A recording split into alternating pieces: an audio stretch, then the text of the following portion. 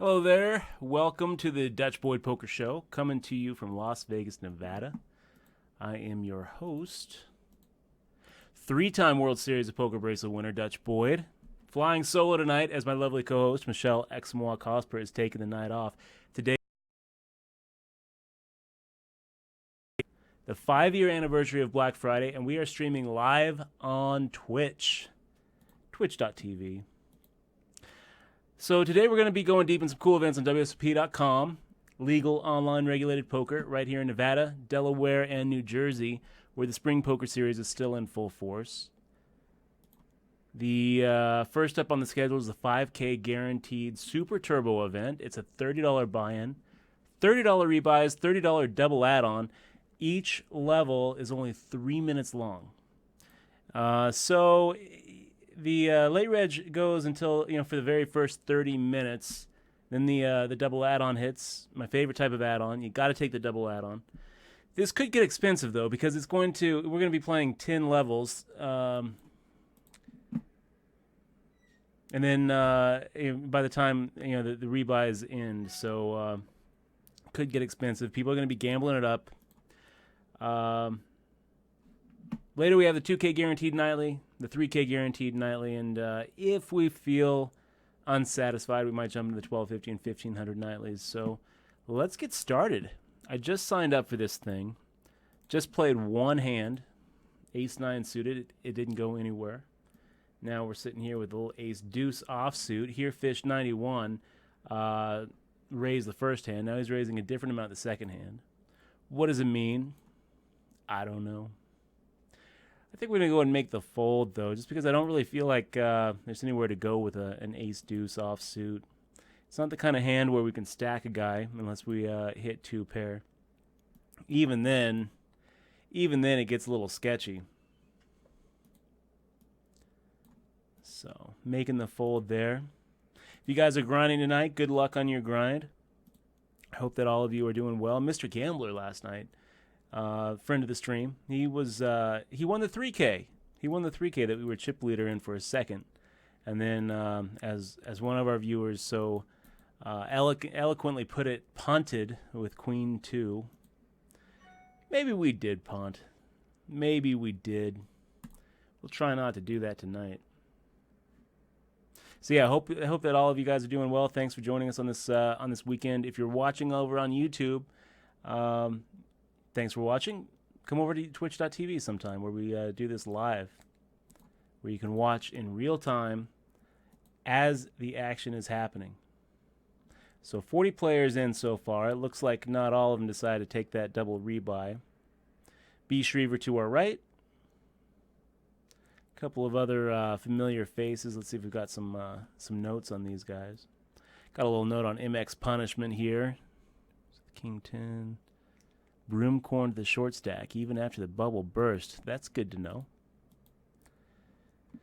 So now MX Punishment is making a raise. 4x the big blind. I kind of feel like we can probably make a re-raise here.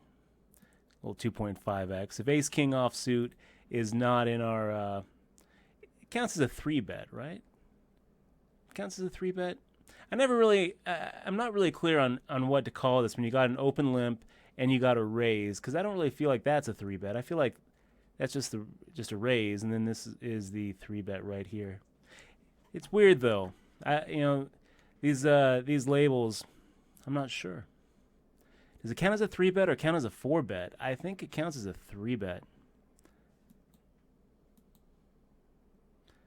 Beautiful flop for Ace King offsuit. Fire out the same amount, 600. And hope that we're up against Ace Queen and get played back at here. So maybe not. Hey guys, you want to see? You guys want to see the payouts? Let me pop them up. So far, it's 1850 for first. That number's sure to go up as more people register. There it is, right there. And I'll put that right where X and Y usually is. Perfect.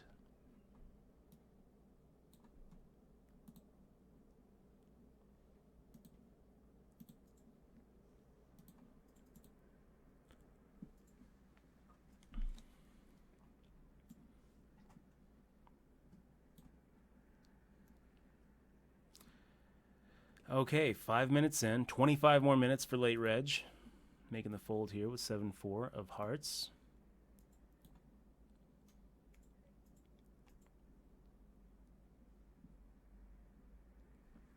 Is there any chance that they miss their guarantee on this thing? You know, I feel like there's a better chance with something like this Super Turbo, where you can only buy in for the first 30 minutes. SD Bob, great to see you. I hope that your weekend's going well, my friend. Thanks for stopping by and saying hi. The very first one to give some of those fist bump emotes in the stream. Great to see you, my friend. We also have Decker711 in the stream. Always a pleasure to see you, Decker. I hope that your weekend's going well. If you're playing here on wsop.com, good luck today. Vice Chick says, "What's up? Good luck tonight." Thank you for the good luck wish, Vice Chick. Hope that you're doing well. Okay. Let's fix a little crystal light here. Cherry pomegranate powder drink.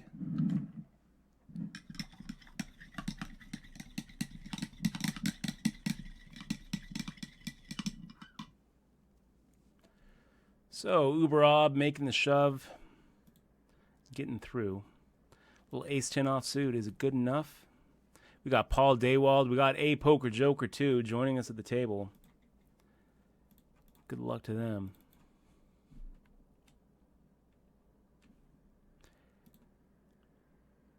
It's close.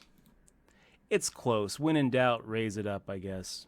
That's not usually what we do. Usually when we don't know what to do, we make the fold, but I know what to do here. Ace-10 offsuit, it's good enough. It's good enough. Right on the edge. I mean like right on the edge. I don't think that we're raising with ace-9 offsuit here. We're not raising with ace-8 offsuit here. So ace-10 offsuit is pretty much on the very low end of our range. A little queen jack 3 action. Yeah, let's go ahead and keep on firing out. Half pot to someone who has position on us. Pretty good flop for our range. Not actually good for what we are actually bringing to the table. So now we're looking at a 4-outer, making the fold. Yeah. Scorpio, great to see you. Oh my gosh, we got Anaconda in the stream. Anna, I was just thinking about you. I was just thinking about you the other night. I was thinking about how I missed you. Glad to have you here. And you know, I'm pretty sure that the slow mode just affects the non-sub. So we'll just go ahead and keep it on. We had a few problems with it the other night. But Anaconda, it's great to see you here. We've got the 13-month in a row sub since the beginning, my friend. Great to have you. And that reminds me, I need to turn on the alerts. So Anaconda, thank you very much for the resub, and always a pleasure to have you. It's been a little while. I hope that your life is good, and I hope that everything is going well. Let me launch this alert box really quick.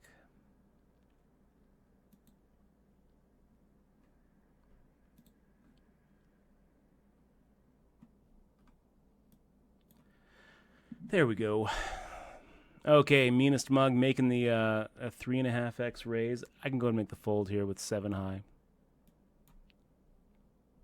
We've got Kim Unger in the stream. Always a pleasure. Great to see you, Kim.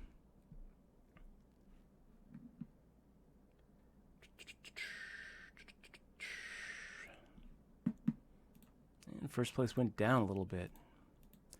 Wait a minute. It's going the wrong way. 21 more minutes for people to jump into this Super Turbo. The blinds just zoom up. As you can see, we're going up to 50, 100 the next hand. We'll have gone through 10 blind levels in the first 30 minutes.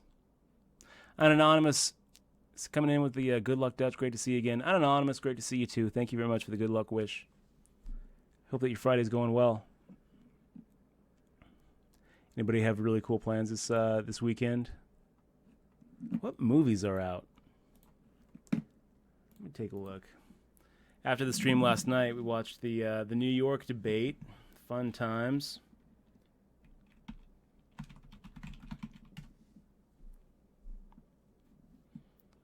The Jungle Book. Jungle Book is coming out.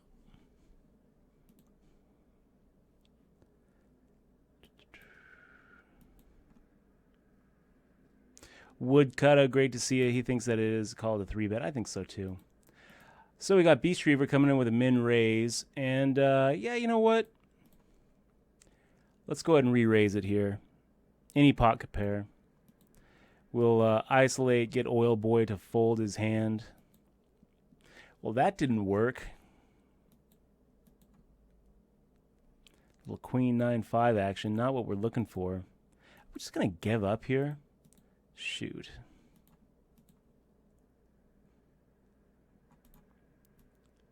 No, we're not going to give up. We're going to keep it. You know, we're going to keep on driving the hand. I think it's kind of hard for Oil Boy to make calls with pocket 7s here and pocket 8s. And Beast Reaver probably didn't hit any of that. So then Oil Boy does make the call like it's nothing. Now even if he had Jack 10, he hit it. So we're screwed. Check him back. Everything beats us except what? King Jack?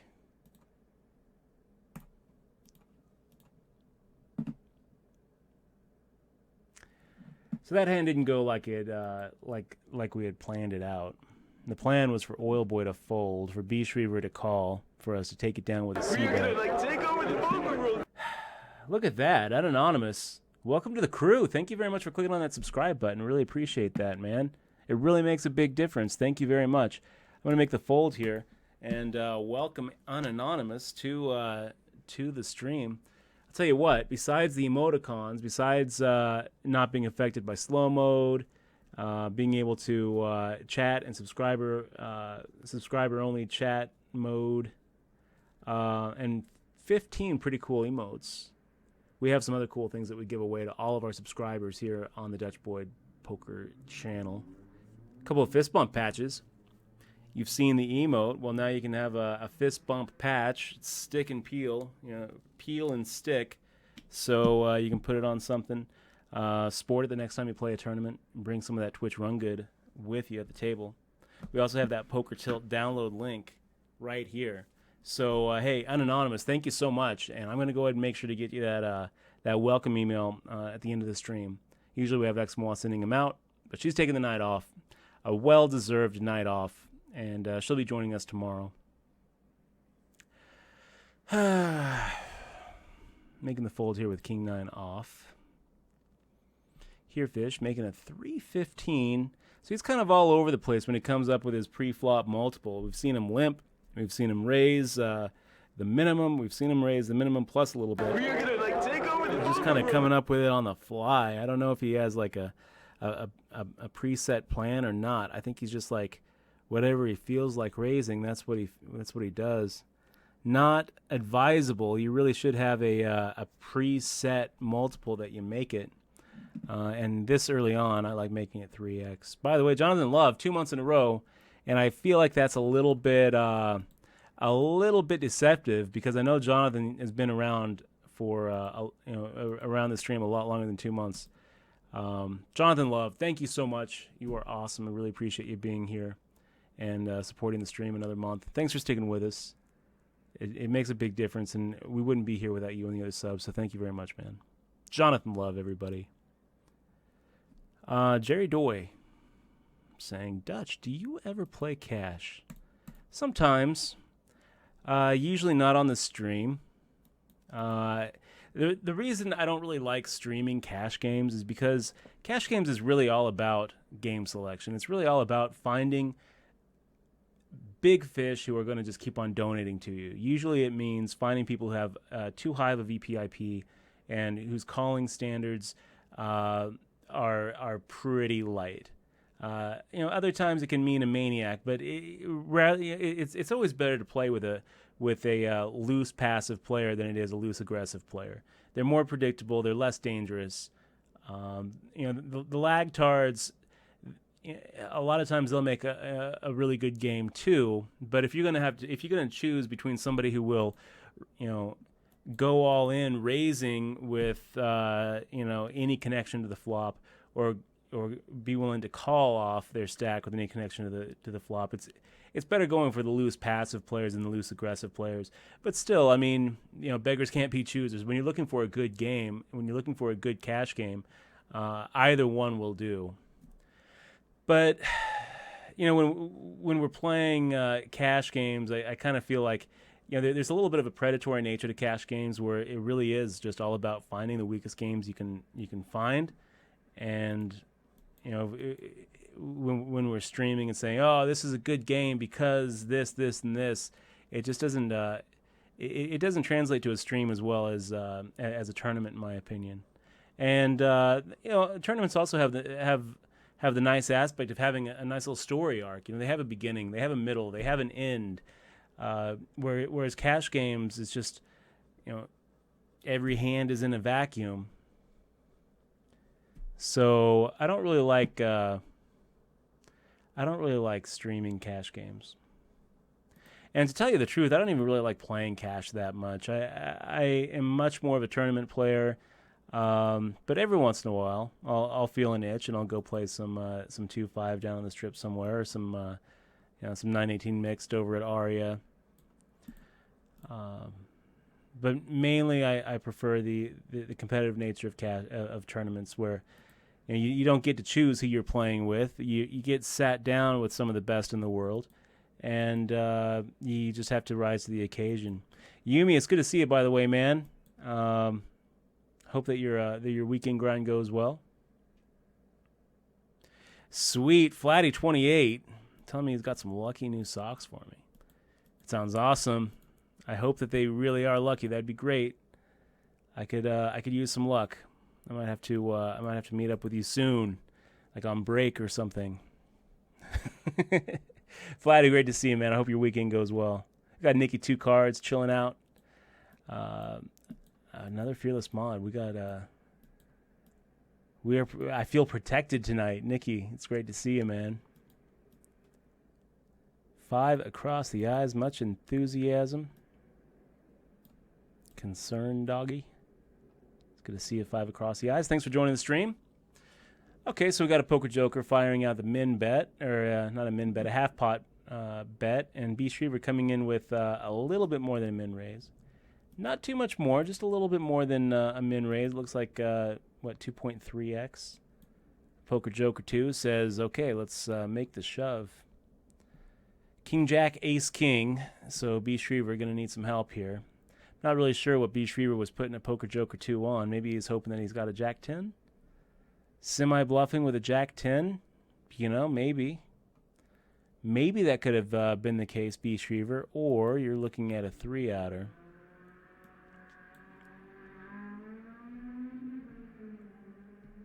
So, Paul Daywald saying the team is a go in chat. What does it mean?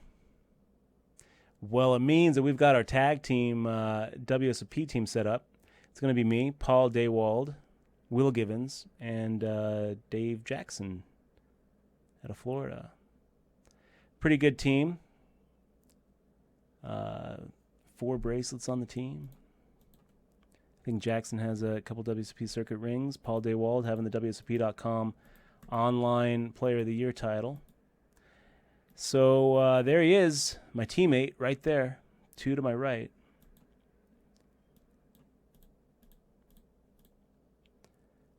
Got a little Queen 10 offsuit, and the antes have kicked in, you guys. The antes are here. Poker Joker 2 making that min raise with a range that is wide as the Grand Canyon. I think I'm going to go ahead and see a flop here, getting 3-1.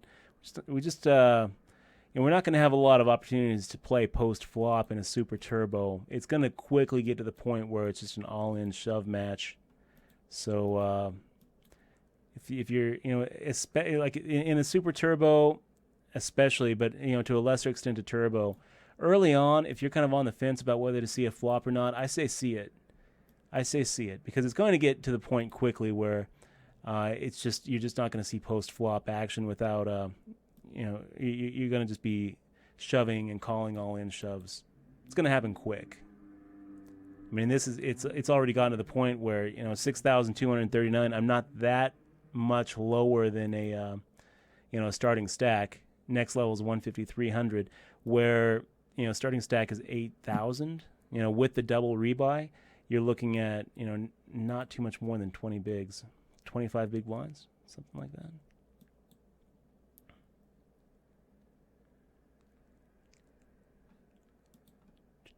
$26 bigs. So meanest mug making the shove, 16 big blind shove, making the fold, and Uberob making the call with pocket nines. Pretty good flop for meanest mug. Bad turn for him. Gives Uberob all sorts of outs. I mean, that's like the worst turn card for meanest mug.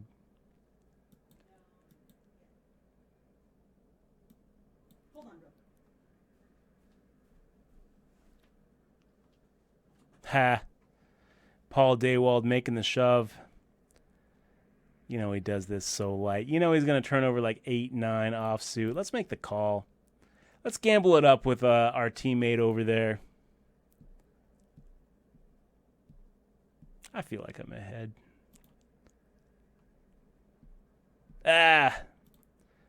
Okay, we'll get the double rebuy ready. Against pretty much anybody else, we're not making the call. We'll make the call against Paul Daywald. He just makes those shoves early and then loves showing like 7 high and 8 high. Every once in a while he has his beat there, but I think most of the time we have him beat. Not that time. Nice hand there, Paul. Nice hand. We get back up to the 8,000 mark. Louis Helm, great to see you, Louis. Hope that your weekend grind is going well. Corona 225 in the stream. Always a pleasure, man. Dirty Biscuit. He says, I'm debating on playing. Well, if you don't want it to be too expensive of a tournament, you can always late reg. Late registration goes for another 8 minutes. And you can, you don't even have to put in the double rebuy. You can start with just the single 4,000 and get the double add-on for 8,000. Make this a $60 tournament where you're starting with 12,000 chips. That's not such a bad, that's not such a bad game plan.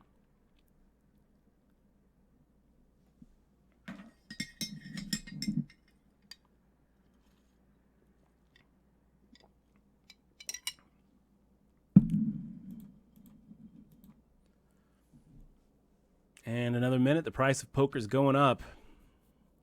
Now starting stacks are 20 big blinds deep. And that's starting with the double stack. You start with a stack like Uberob there. 757. I mean, he's going to have less than 2 bigs.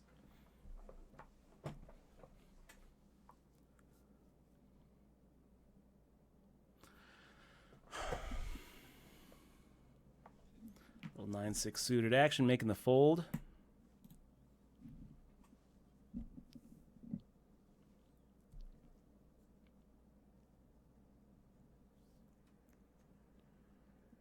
And we'll see if Uberob decides to go ahead and take the rebuy.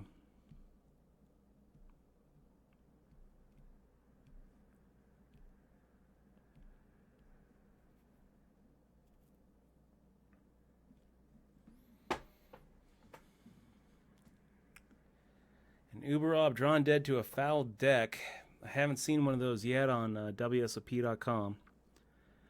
But if there's a site that could have one, just kidding. We love wsop.com. Someone told me that they have new options now for the 4-color deck to be the right color. I don't see it. When I click on options and go to the table layout and it says choose your card's face, I'm just seeing the normal blue hearts instead of blue spades. We get the unbeatable hand. What are we at right now? Spoiler alert, I suppose. We're at +2. Meanest mug making the min raise. I would love for one of these guys to isolate.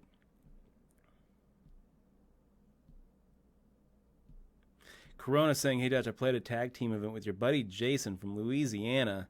You're talking about Jason Bullock, man. He's great. I love Jason. Meanest Mug making the min raise. Okay, let's go ahead and make a re-raise here.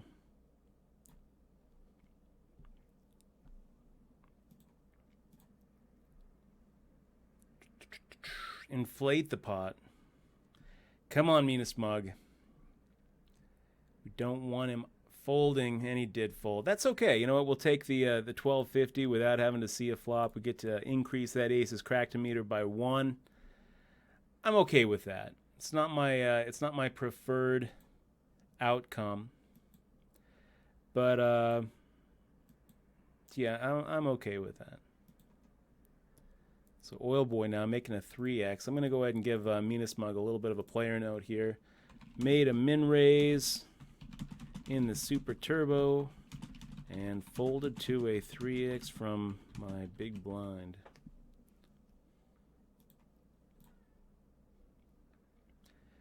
$55 seconds until it jumps up to 255. And where do we go? 5-4 offsuit. Is it a raise against Yumi's and Oil Boy? I kind of feel like it is. I feel like if everyone folds to us, I'm going to go ahead and make that $900 raise. Late registration ends in 4 minutes. So that's when the double add-ons start. Little Jack 10-6. Pretty quick check by him. Fire out a $900 bet. Hopefully he's just quickly checking to give up and not quickly checking for the check raise. There it is. Taking it down with 5 high. Spots not hands, guys. Spots not hands. That's how we do it. Queen 2 offsuit. Looks like, yeah, it looks like Uberob is gone.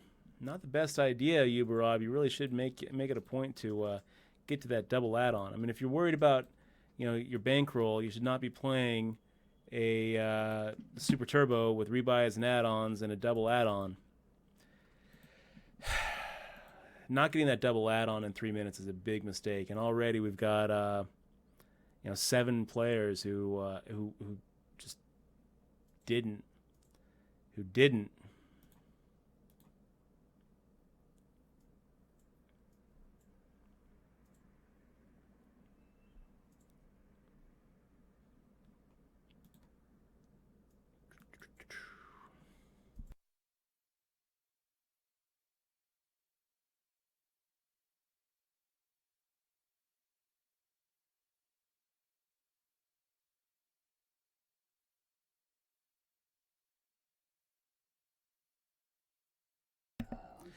So we got here Fish making the shove. Oh. Sorry, I think I did. It's okay. We'll go ahead and isolate here. 10,350. Calling's pretty much the same thing, but doesn't matter. We'll go ahead and make the shove. And this is great. So Meanest Mug making the call here with pocket tens, making him, you know, making it so that he's yeah, so he's got an uphill battle, but only there was a side pot, so you know, I would have preferred for Meanest Mug and Herefish to have the same amount, so Meanest Mug is just kind of drawing dead to his 2 outs. Definitely, you know, it cuts down a little bit on our you know, on our chances of winning the hand, but not as much as having another stack there in play. So that was great. That was great. We busted 2 stacks. One of them decided not to get the double add-on, which is awesome. And we're in second place in the Super Turbo rebuy and add-on. So that's awesome. United We Zag in the stream with us. It's great to see you. Great to see you, Travis. We got Jonathan Love 412 with the fist bump patch, fist bump emote.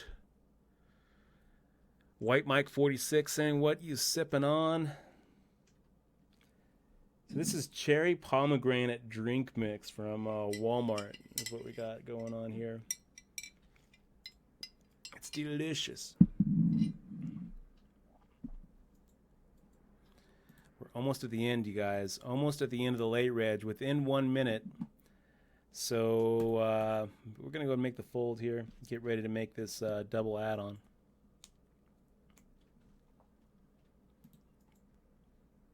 Ferrari Doctor, man. What is up, Ferrari? It's great to see you. Hope that your weekend's going well. What are you up to this weekend? You got some poker action going? Donkey Show, turning a lot of outs, rivering not a one of them. See if Donkey Show goes for a rebuy. Rebuy, Donkey Show. This is it. This is the last hand to do it. Got to rebuy, and then you got to take that double add-on right now. Okay, so he takes a double rebuy. Good for him. Good for everybody else, too. Get that prize pool up a little bit.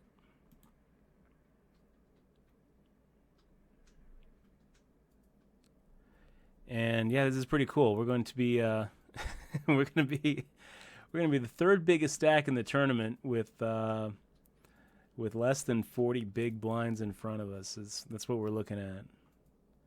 Gotta love the super turbo rebuys and add-ons. I think we are past the point now where we're gonna see a lot of post-flop action. So we get the double add-on, 30,000 chips in front of us, guys. Play will resume in 2 minutes. Minnesota Poker 08 says, why not just call if you didn't want him to fold? Didn't want to get out flopped? No, that's not why, Minnesota Poker. It's not because we're worried about getting out flopped. It's because we're trying to inflate the pot. And we want to be able to 3x from the big blind without them, putting us, on a very specific range. If we're never raising with our strongest hands from the big blind, then when we do make that 3x raise from the big blind, it starts to look, it starts to get easier for them to put us on hands like ace queen and ace jack.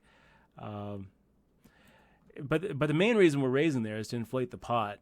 Most of the time when someone puts in, a little bit of, puts in some pre-flop aggression, most players are going to want to see a flop there. There's a little bit of sunk cost fallacy going on where they're willing to put in a little bit more to see what happens. He can talk himself into making the calls based on his position. The main reason that we're raising there is not because we're worried about seeing a flop. The main reason we're worrying there is because we're trying to inflate the pot, get him more committed, and trying to play for stacks rather than give him a chance to get away from the hand cheap. If we just make the call there and the flop comes out, maybe he c-bets, maybe he doesn't. I mean, a lot of people are just going to completely miss the flop and give up.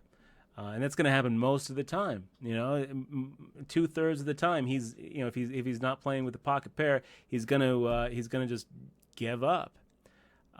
Maybe he c-bets, but then when his c-bet encounters resistance, he's going to give up after that, and we get 1,600. It's like, okay, big whoop.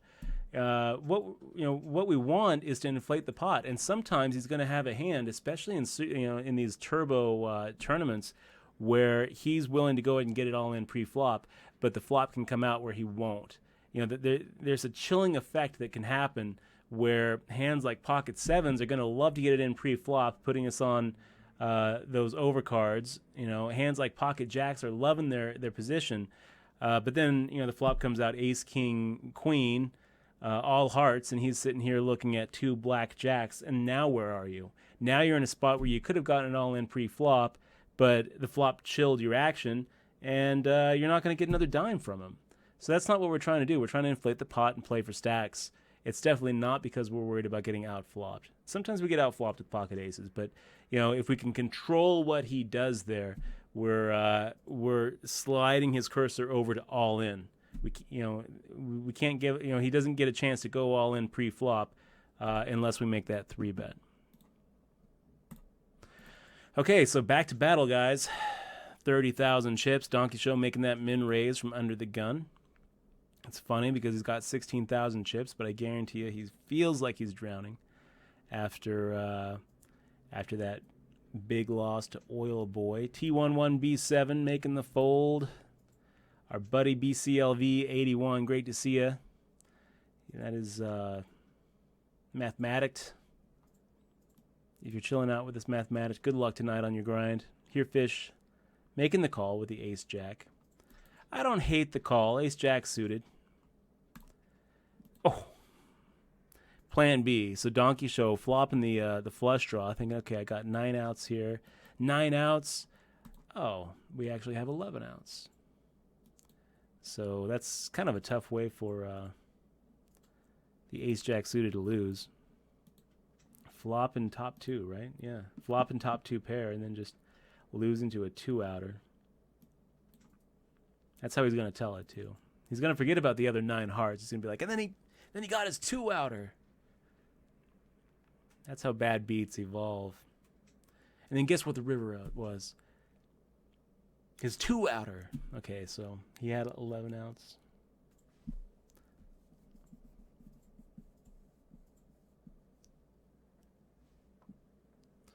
Bony fish, man. You're making me a little paranoid. He says, watch out for that beagle over your shoulder. I think he's peeking at your cards.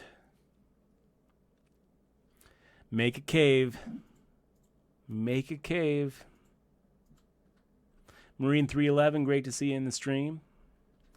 Says, howdy Dutch. Best of skill and luck to you. Thank you very much. Huh. 5-1. Let's do it. 7-5 offsuit. Hell yeah.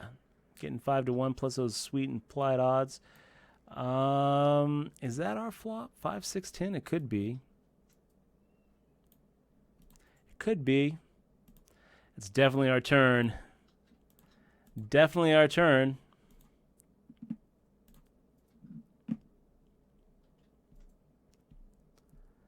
Yeah, we just got very lucky, you guys. I can't really think of a lot of turn cards where we're loving our hand like we are right now. The river card comes a 3, still loving it. Fire out 6,000.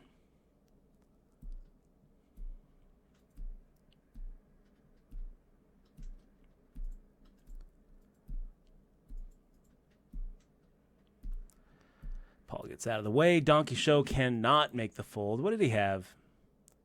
Pocket 7s. Pocket 7s. That puts us in the chip lead, you guys.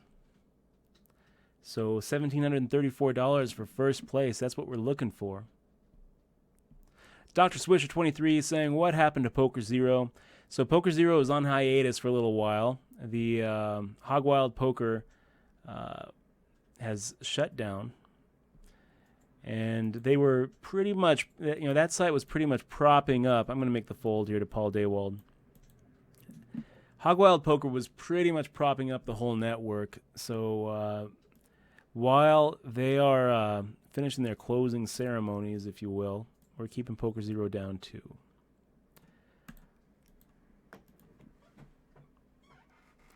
And we might bring it back up, but it's not going to be as active as it was. If we bring it back up, it's just going to be for the Twitch Poker Leagues. There's not going to be any more free rolls or anything. But I'm kind of hesitant to do that until I get word that Amber Gaming, the software platform, has actually paid everybody off. I'm hearing from Seattle Pro that it's taken a little longer than we would like to see. I had a little bit of money on my account on Poker Zero, not really anything to worry about. I think that they said if you have less than $5, then they're not going to cash them out. Little ace queen off, that looks pretty good. And I did have less than $5. So Donkey Show min raising. We're gonna take over the poker world. Hess back 13 months in a row. Oh my gosh, man. Since the beginning, it's great to have you here. Thank you so much for supporting the stream as long as you have and being a positive part of the crew. I wouldn't be here without you. Thank you so much. Hess back. Really appreciate it, man. So we get a 7-7 deuce. Pretty good flop for ace queen. Shouldn't have changed anything. Donkey Show could have a pocket pair, but I don't think he does. I think we're in pretty good shape here. Little bit worried about a flush draw, but not really. I actually think that at this point we're probably looking at Donkey Show drawing dead. So hopefully that ace gave his ace jack or ace 10. Oh, Jesus fucking Christ. Donkey Show, what the hell are you doing, man? Oh. Okay. So we're going to go ahead and give him that bony fish there. 7-2. Limps in with 7-2, calls us, and flops the joint. That's pretty brutal. Limped in with 7-2 suited in the cutoff. You know, I don't hate playing 7-2 suited, but if you're going to play it for a raise. Jesus, man. Limping in and then calling our raise. It's just horrible.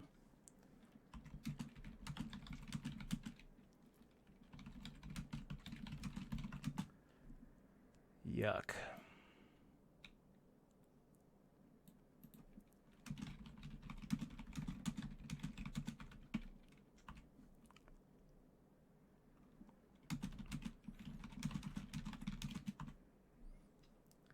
That really was disgusting, you guys.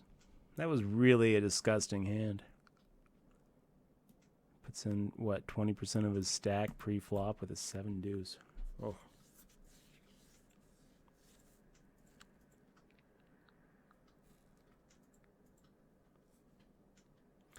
This is why we love it. This is why we can actually play poker for a living, because of moves like that. You know, this is what makes poker worthwhile. You just kind of have to scratch your head and move on, and be happy that players are out there doing that kind of stuff. It sure sucks when it happens to you and you get the wrong end of it. You know, that sucks. But yeah, you just gotta shake it off and be happy that they're out there. Donkey Show, aptly named. Cloud Orchestra, it's great to see you here in chat, man. Sorry it took so long to add you on Facebook too, by the way. I don't really go on Facebook that often, guys.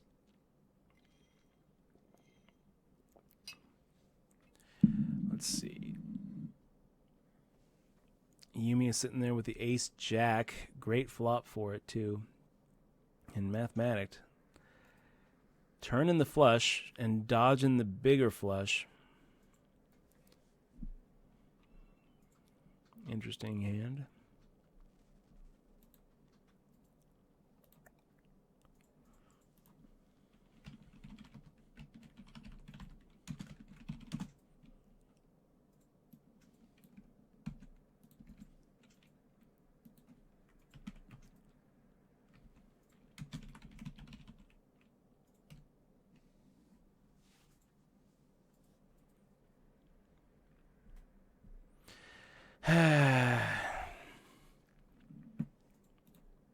You know what is kind of nice about that 7-2 ace queen hand though, it does give our isolation raises a little bit of credibility.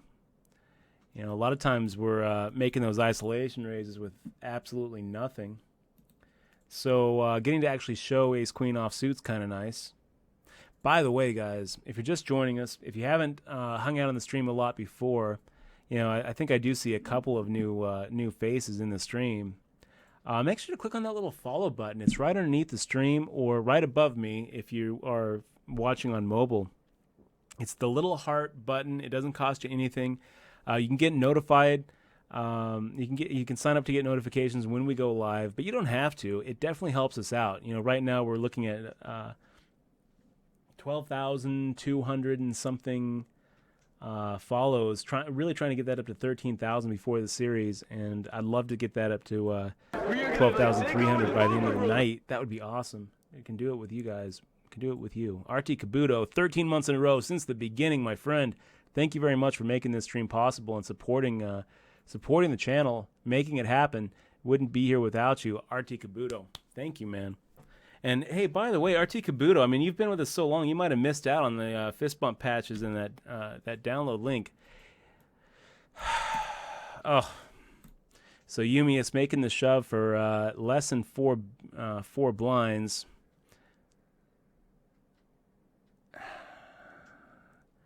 That's pretty dirty, Yumi. That's pretty dirty. Yeah. I would never say sorry after a bust out, but that was pretty dirty.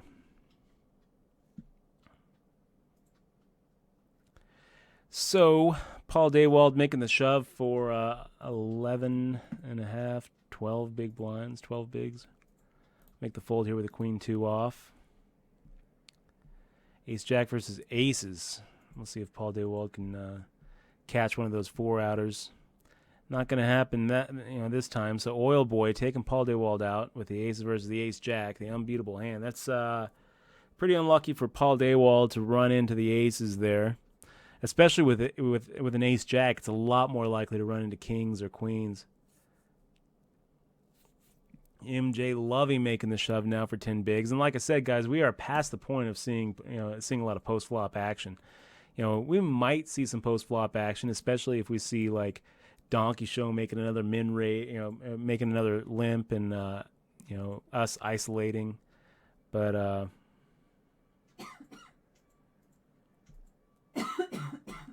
for the most part, I think we're going to just see a bunch of shoves. I mean, we're at 800, 1600, 3-minute blinds, so everybody's short at this point. We've got 20, 22 big blinds in front of us right now. And, another 2 hands, we're going to be down to 16.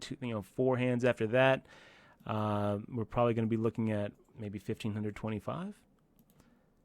So it's going to happen quick, guys. We're going to lose a lot of players really quick.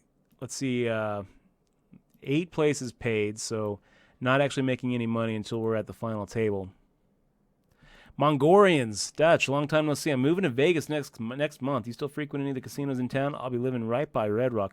Mongolians, man, I hope that Vegas welcomes you with open arms. You're coming in at the right time, right around the World Series of Poker, right before the series really starts. Great time to be in Vegas as a poker player. So, yeah, I still frequent some of the casinos in town.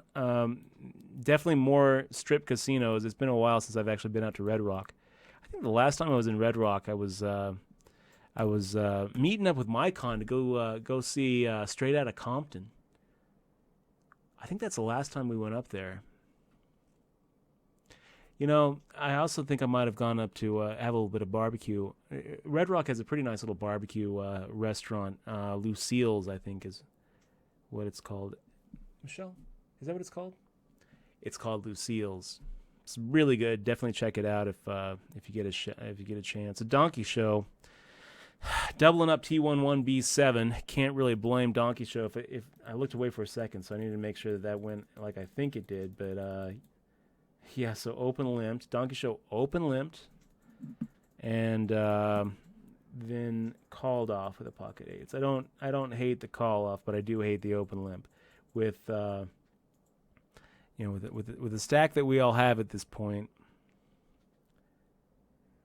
he really there's quite a bit of value in being able to take the blinds and antes without having to fade that flop.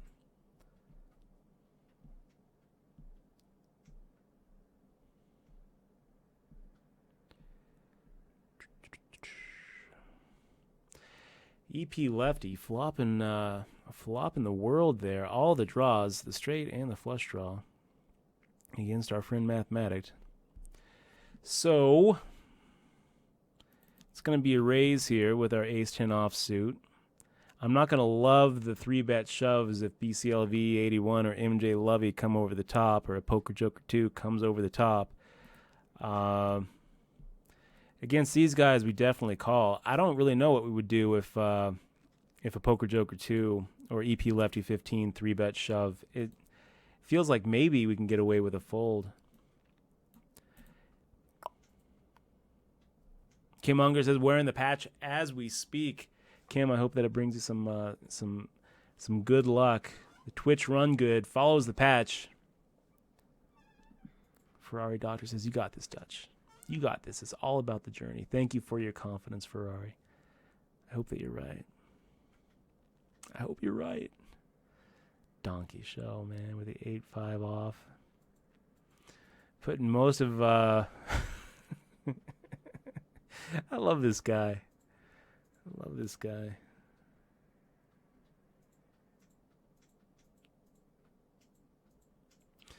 So, 7-10 off.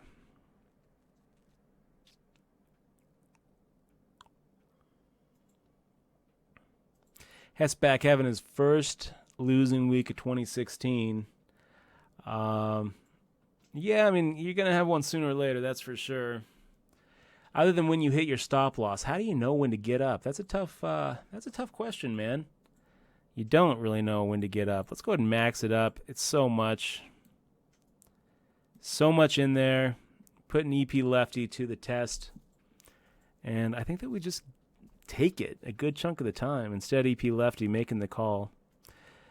Looking for that 5. Not today. So we have 16,000 left. 16,000 left. I do hate those open limps, you guys. It's always so tempting to take it down. He wasn't trapping us. If he was trapping us, he wouldn't have wasted any time calling. And ace-10 isn't really that strong of a hand to be trapping with. Most of the time with the 10-7, we're looking at about a 40%. It's pretty rare to actually be as dominated as we were. Yeah.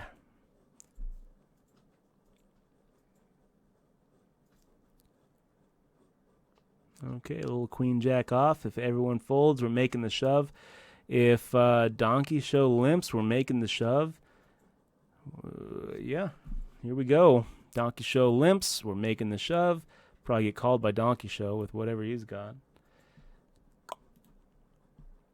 That's not what we want to see. Okay, that's good. We've got 50-50. Yuck. Fucking brutal, man. So we actually hit our jack, and then he hits a little 6 out of there on the end. Okay, guys, 36 out of 75. Let's move on. That dream is dead. Let's move on to the $10 rebuy and add-on, the 2K guarantee, registered. Get that double buy-in.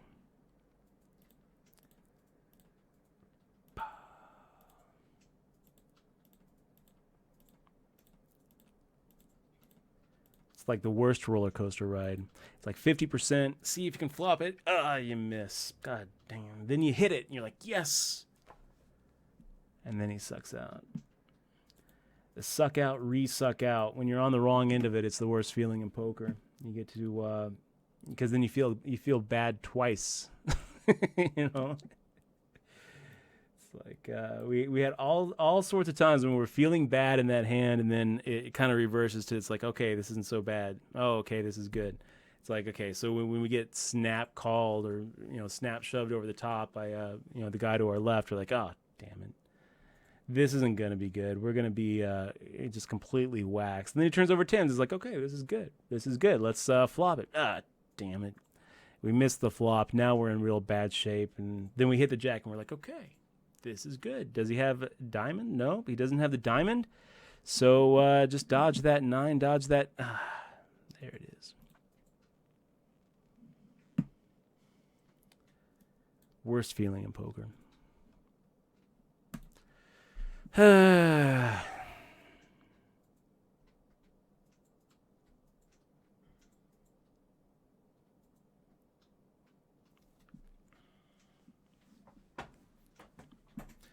Let's get the payouts for this up.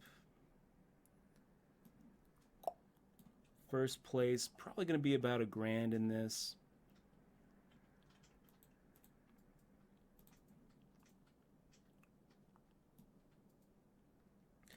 Probably a little bit more than $1,000. Usually it's a little bit more than $1,000 on the Friday. There we go. But for now, until late reg is over and the add-ons hit, we're looking at less than $1,000 for first.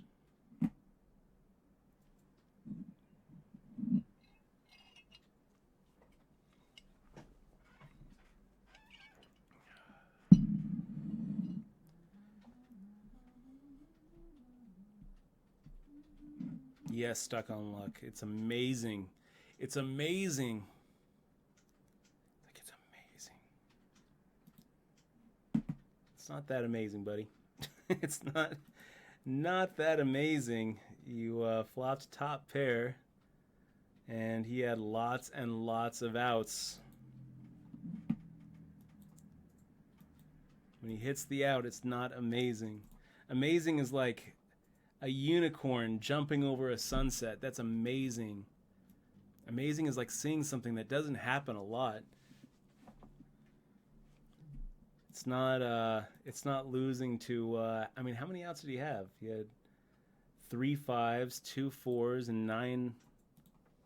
I mean, you're looking at a 14 outer. He's actually ahead on the flop. He's like, amazing.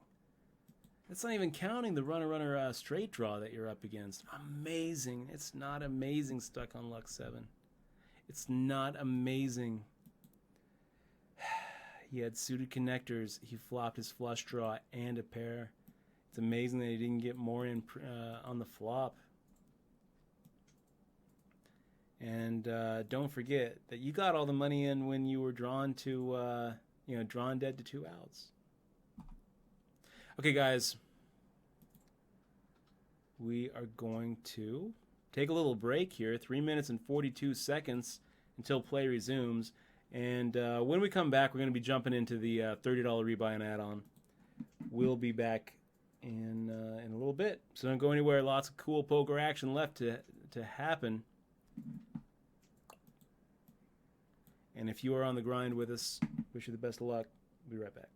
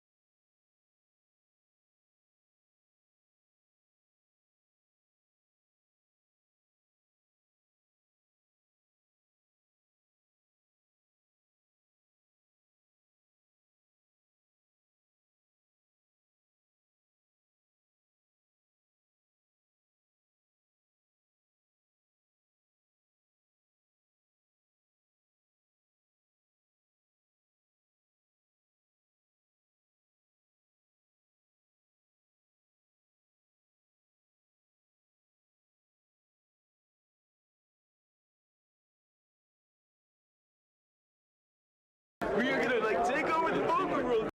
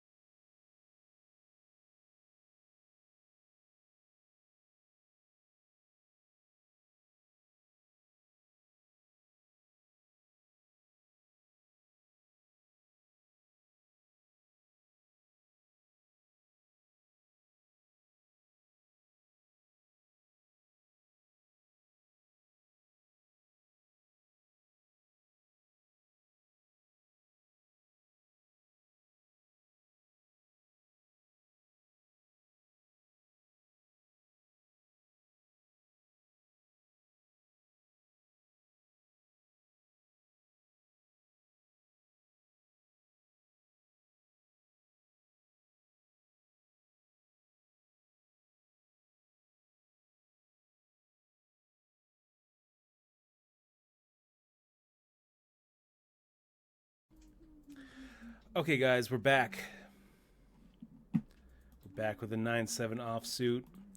The $30 rebuy and add-on happening right now. We're going to go ahead and jump in there. We got Mr. Gambler 99 to our right. He won this last night. Chills out in the stream with us. Good luck to you.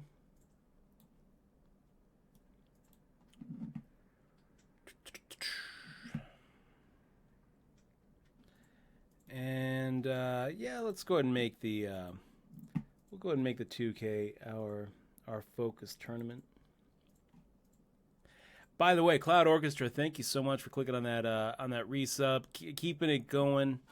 6 months in a row. It's really awesome of you, man. I really do appreciate it. And if there's anything I can do for you, Cloud, please do let me know. If you ever have any thoughts or want to bounce ideas off of me or anything, I'm here for you. Thank you.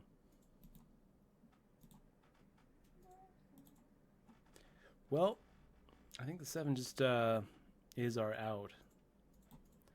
Fire out 100. Carnifage, good to see you. Says I saw that 6-7-2 hand earlier. Oh, that sucked. That hand sucked. Why you gotta remind us, man? Nah, I'm just joking. That did suck though. Citizen 3 says I haven't been checking. How has PokerStars New Jersey been doing?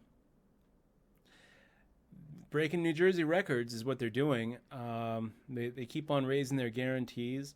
I think for the first month, New Jersey had like a $15 million month, which was huge. They are definitely sweeping the market, and it doesn't really look like the other sites are actually weathering it too well.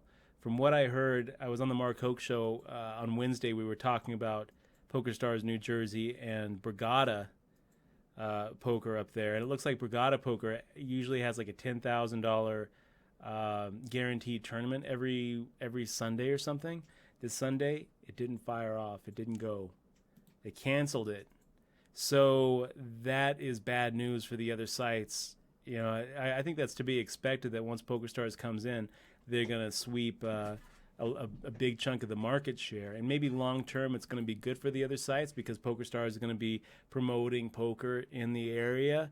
But come on, who are we really fooling? The truth is, it's bad for the other sites up there, and it's kind of bad for us here in Nevada because if wsop.com in New Jersey can't sustain itself and goes down, then I think there's a decent chance that wsop.com Nevada follows suit. And then where are we? In a moving truck on our way to New Jersey. Ugh. So, yeah, let's hope that doesn't happen. Just kidding. I'm sure the Garden State is awesome, you guys. If you're watching from New Jersey, I'm sure it's great up there. And I'm sure that eventually you get used to the smell.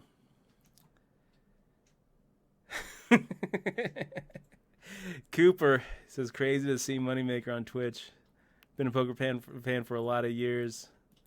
Yeah, Moneymaker was doing Twitch even before the GPL. I remember he was on a couple times playing some PokerStars home games, I think.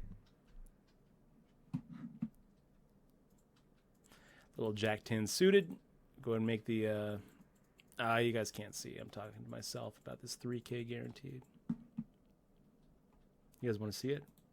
Jack 10 suited. What do we do? Under the gun +1 with Paul Daywald in the big blind. Yeah, I'll make the raise.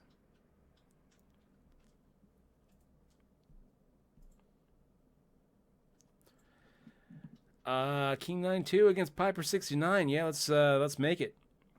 Half pot it. We've got outs. The 8 of clubs hits. Gives us some more outs.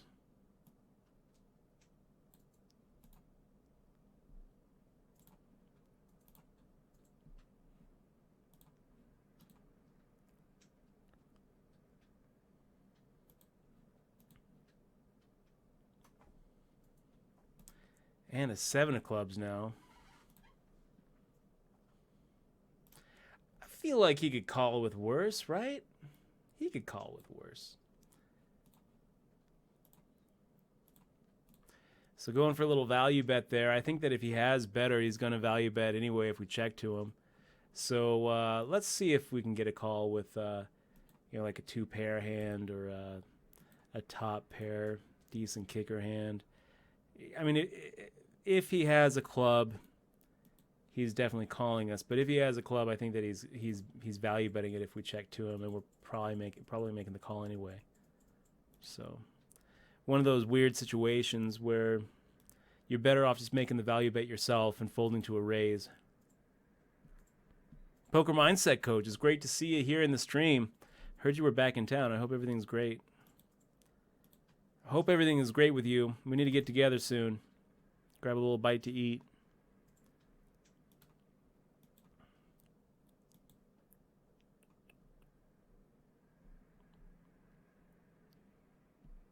And Bonyfish saying, you need to update this page on your website with your 2016 WSOP schedule.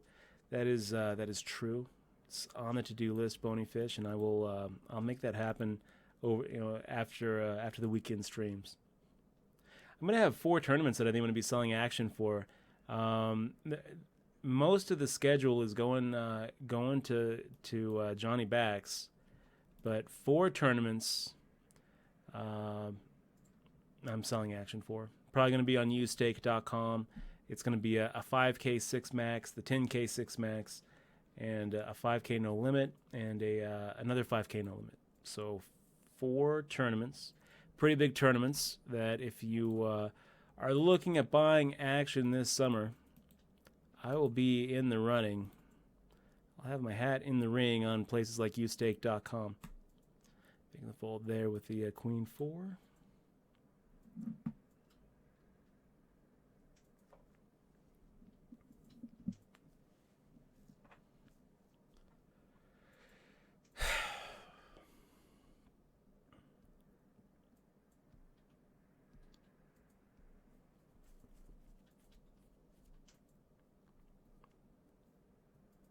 Yeah, if Pennsylvania legalized, regulated, and traded traffic, that'd be great. Hashtag Schwagio, great to see you tonight. Hope that your weekend's going well.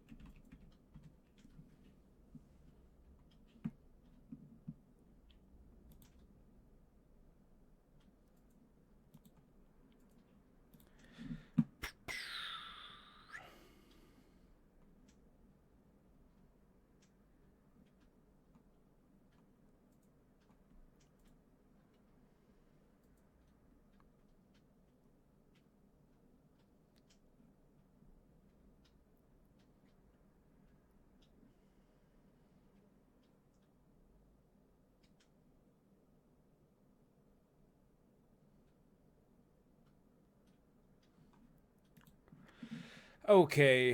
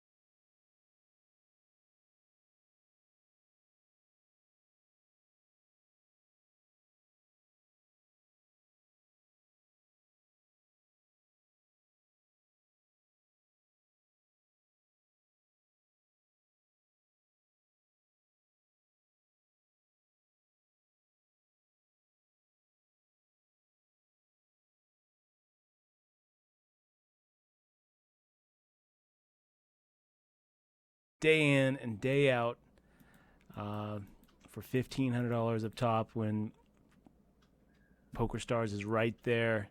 Sunday Millions every Sunday. It's just I'm so jealous.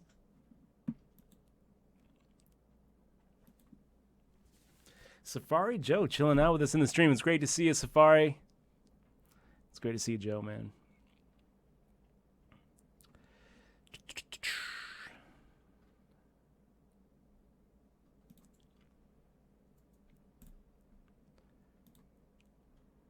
Yeah, I love Louis C.K.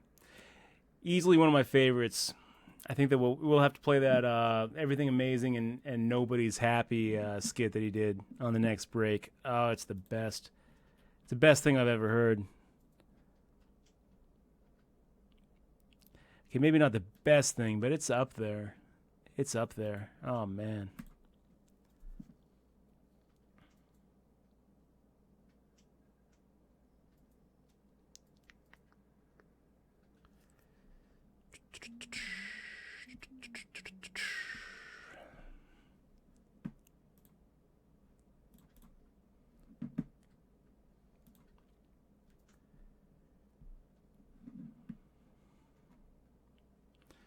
Ace 9 off suit under the gun, making the fold.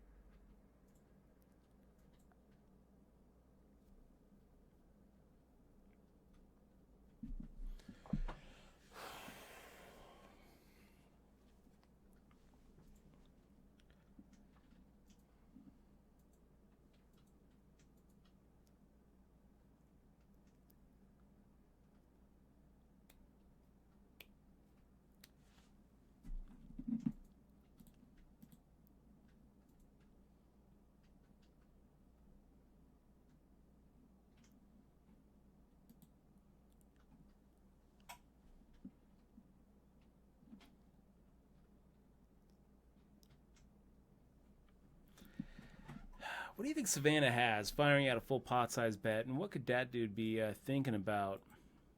I mean, I think this is one of those spots where you can fold ace 10, that dude.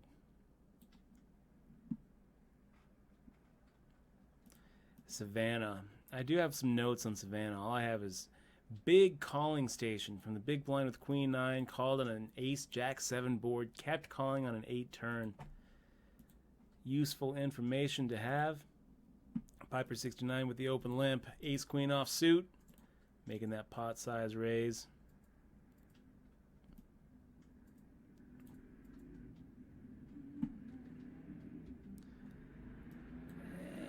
And we whiff it. Doesn't matter. Firing out half pot size bet. Still going to be ahead of most of what Piper 69 is open limping with. Any sort of weakish ace, and Piper 69 is now limited to a 3-outer. Piper 69 making the raise, basically saying, "No, I've got it. I've got it, Dutch. I've got a king here. Trust me, man. I got a king." Do we trust Piper 69?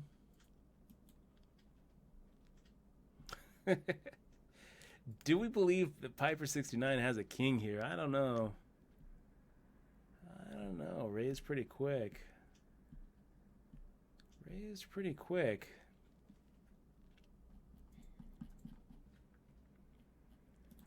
Okay, well, we whiffed it.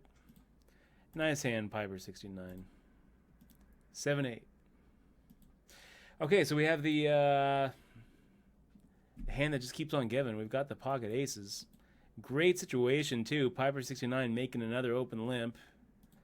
And now we've got jitters raising here. Let's go ahead and re-raise. 650. Sounds legit.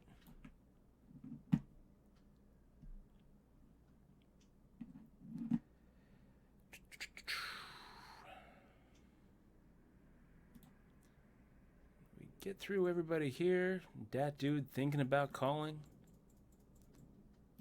Jitters, folds. We get to add one to that aces cracked meter, you guys. Not really what we want to see, but I also don't really feel like calling there and just setting off the 6 people making the call behind us. In a cash game, not so bad. I'd rather just raise there and give Jitters a chance to get it all in there pre-flop.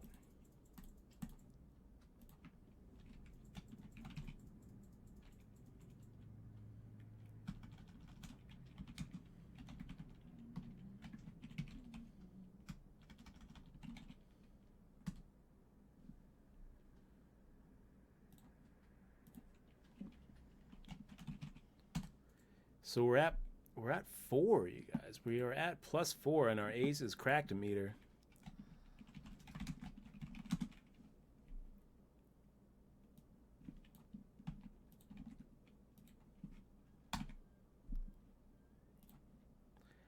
That's what we're trying to do. High Roller Radio, great to see you in the stream, man. Great to see you in the stream. Asking your thoughts on the GPL. I was watching it. I've been watching it.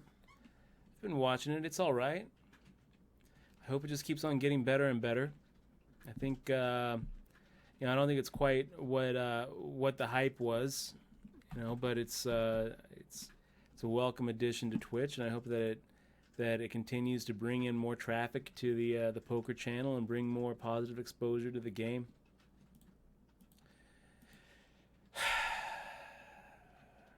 I hope it makes it through. I hope it keeps on getting bigger and better. When you look back at like professional football or professional basketball, all of these professional sports had their slow starts. None of them were just huge success stories right out the gate.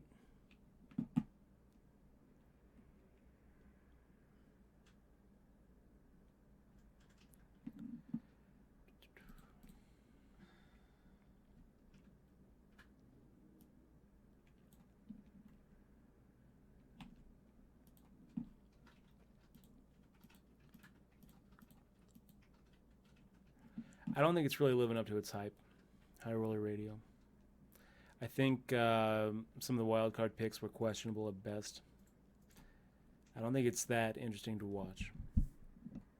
But I hope that it grows and gets better. I think one of the big problems with the GPL is the GPI. The GPI is so fundamentally flawed, guys. I mean, I can't even tell you how messed up this ranking system is. They're trying to make a ranking system for poker, which is a really good idea in theory, but the GPI is just a great big joke. Let me show you how big of a joke this is by going to my own Hendon mob here. Let me find it here. Actually, let's just go to Global Poker Index. Look myself up.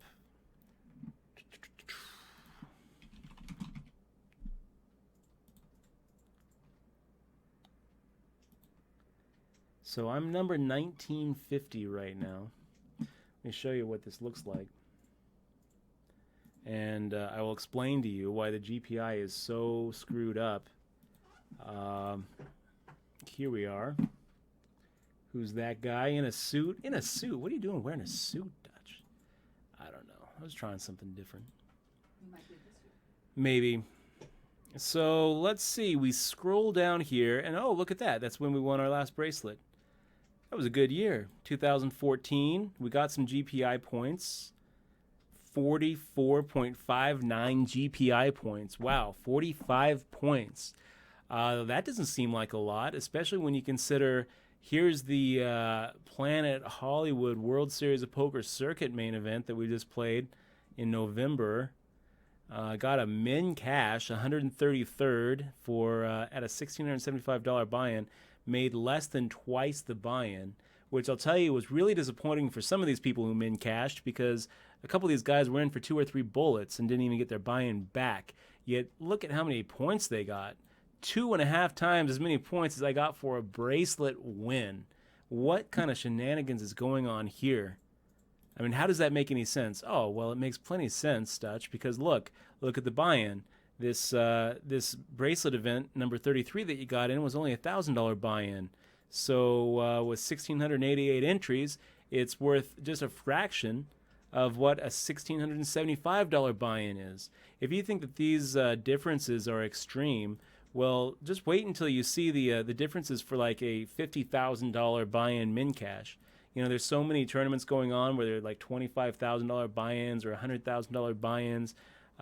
Sometimes, you know, a min cash is just getting your buy-in back. And how many points does someone get for that? I'll give you a hint: a hell of a lot of points. So the GPI is just fundamentally flawed because it really just tracks buy-in amount. You know, you pop in a lot of buy-ins and you just come up with some absurd results where you look at like the top, 30 or 40 people on, ranked on the GPI, and it's just the people who've put in the most money in entry fees. So it's kind of ridiculous. You know, anytime you have a ranking system where Phil Ivey is not even in the top 1,000 of poker players, it's pretty silly.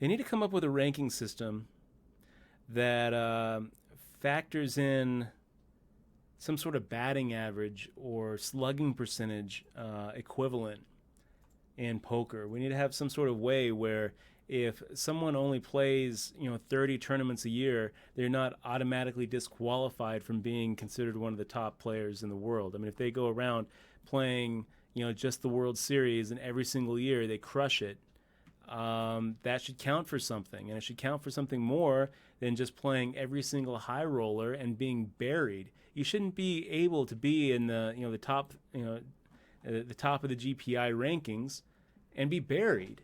Yet that is exactly what we see when you look at the rankings. I mean, I'm not going to say that a lot of these players are up there that don't belong there, but some of them don't.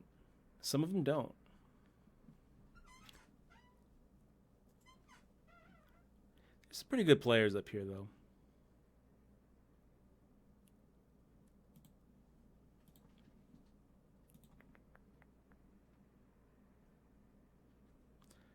But it definitely becomes more of just a buy-in tracker.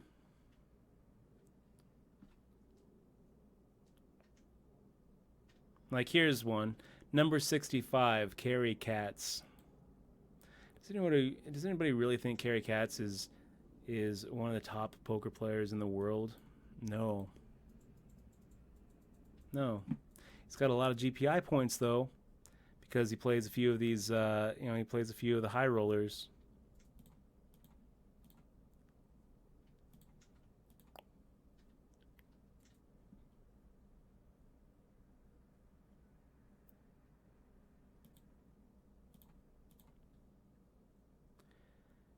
Where he's getting like 300 and 400 points for winning a tournament with 27 people. A 3-table sit and go is worth 10 times as much as a World Series of Poker bracelet with 1,600 people. That doesn't make sense, you guys. It makes 0 sense. Okay, let's go ahead and make the fold here against to Dow.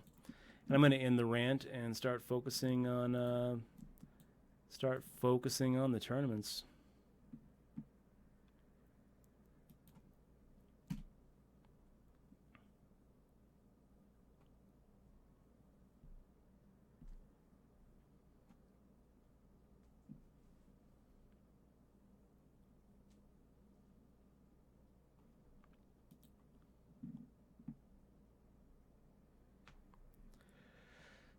Making the call.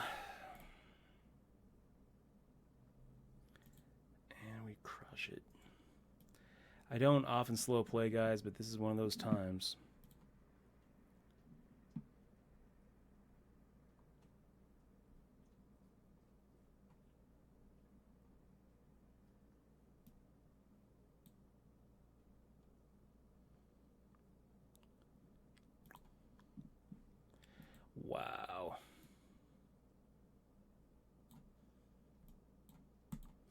So off the habit, making the raise.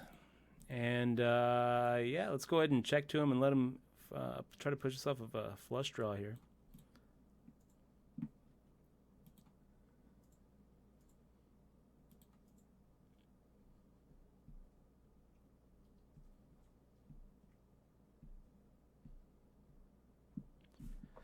Louis Helm, I think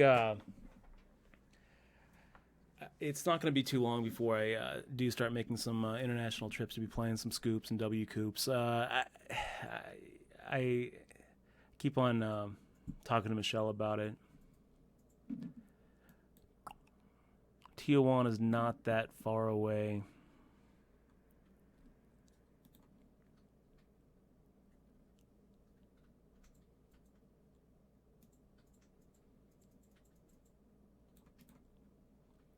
Yeah, Louis, I think I think I'm gonna have to make that happen. I don't think I'm gonna do it before the series, but I think after the series we'll probably hit up the W Coop.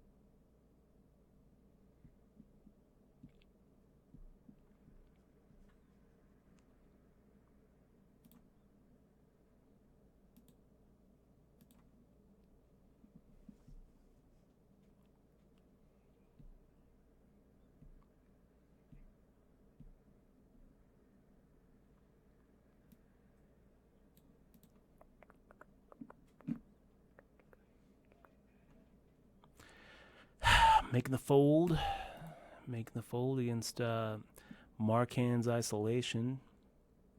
Leaves with the open limp.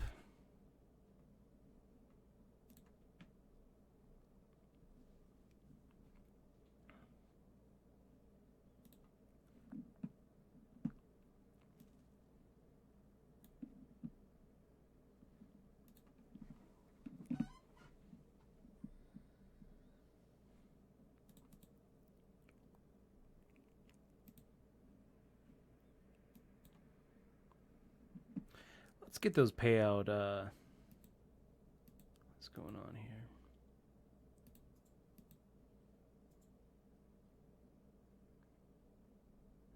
Let's get those payouts up.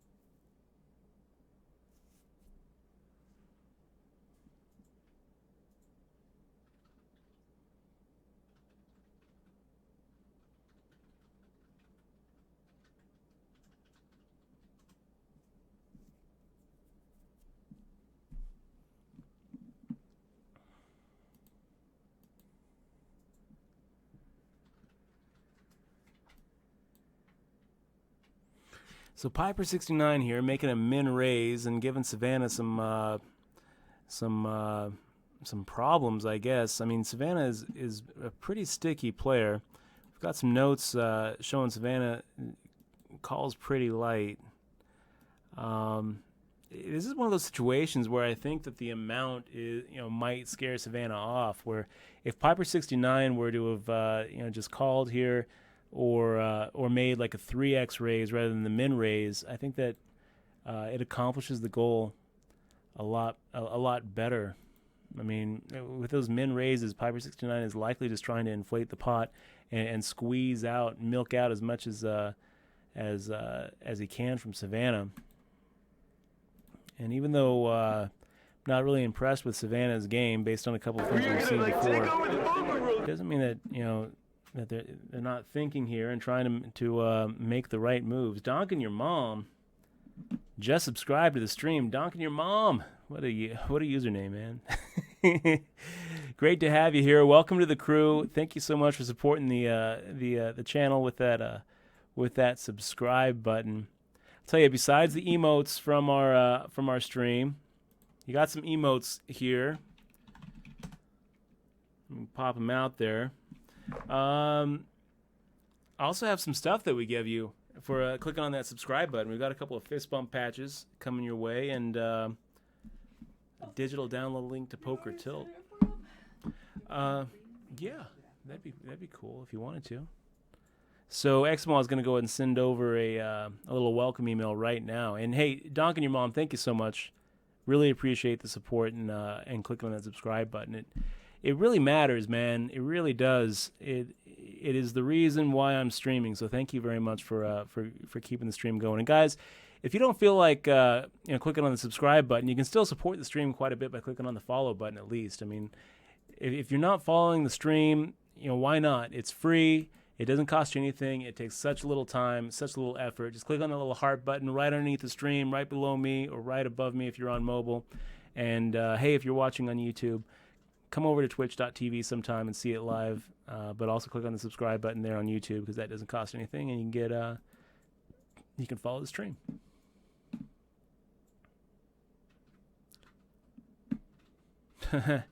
Bonyfish says, "Hey, Dutch, how do you carry around a big bankroll in casino, or do you immediately make a deposit?" Man, most poker players just put it in their pocket, man. Most poker players just put it in their pocket. During the World Series of Poker, you'll see some ballers with big backpacks, and then next time you see Jason Mercier with a big backpack, just know there's a lot of money in that backpack. Oh, man. Okay, we're going to go ahead and make a call here on the 2K guaranteed tournament. But Bonyfish, if it's something you're worried about, a lot of, that you can get a box at most casinos. It's always a good idea. It's pretty cheap at the Rio.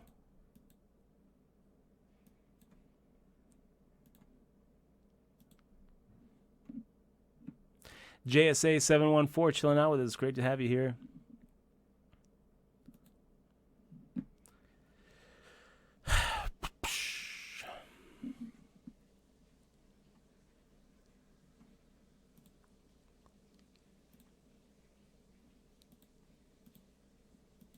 Okay, so 764. We had an open limp and an open limp. We're probably ahead, you guys. I mean, yeah, let's fire out a half pot size bet and see if we can't thin the field a little bit.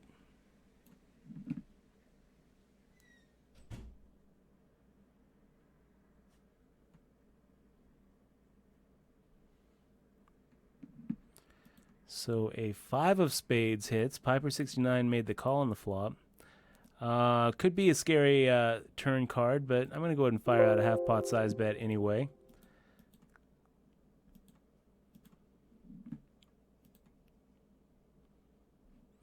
King of clubs hits, and now our hand is trash. So we're just going to check fold.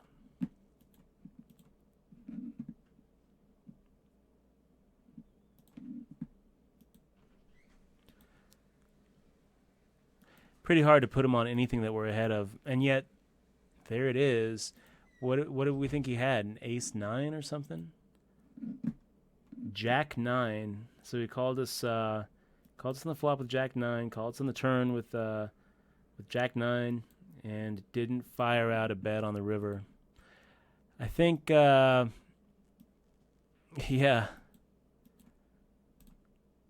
Could have taken that on the turn, could have taken that on the river as well. But I don't like the call on the flop. I'm gonna go ahead and make the call here, getting 7-1 with 2 suited cards. Why not? Little 10 Queen 2, make the check. Piper 69. I'm gonna put a little player note on Piper 69. Limped in with Jack 9 offsuit, under the gun +1. Called the big blind bet on a 764. Was it 7-5? We are gonna like take over the poker room. No, 7-6-4. 2 clubs. Flop. Called again on the turn. 5 of spades. Didn't bluff the end. King of clubs. And double gutter here since the beginning. 13 months in a row. Double gutter, man. Thank you so much for keeping the stream going and since the beginning. Really appreciate you being here. I'm going to try to keep on making the stream better and better. We're working on a title screen right now, which should be ready to go before the streams start up next week. And I'm going to start going 5 days a week again, guys. We're going to bring back the HPT viewing party starting on Wednesday. So if you're not doing anything on Wednesday, make sure to join us then, where I'll pick an HPT. We'll go through it with a fine-tooth comb, and we'll bring those back.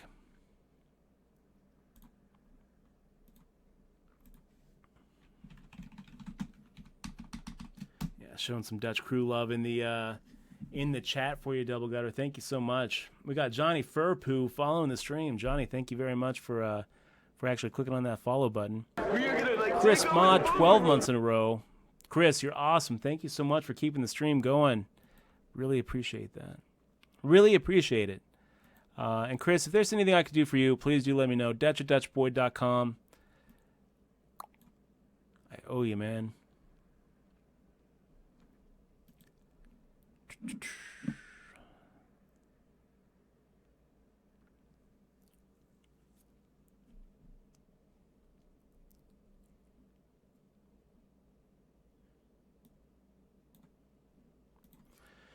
Little Queen 7 offsuit action, making the fold. Making the fold. Safari Joe saying mobile follow is on the bottom. I think it depends on which app people are using, Safari Joe. Because I've heard that sometimes on some of the apps it's above me rather than below where XY usually sits. But you know what? I'm just gonna start saying click the follow button, the little heart button. That gets the idea through. We don't need to get too specific on location. It's a small screen, not a lot of real estate. And Savannah and Piper, once again. How'd that go? Let me take a look at that. Both of them with top pair. Did Savannah get that river bet in? Just checked back with the king queen. I don't love it. I'm going to go and make a call here with 10-8 suited.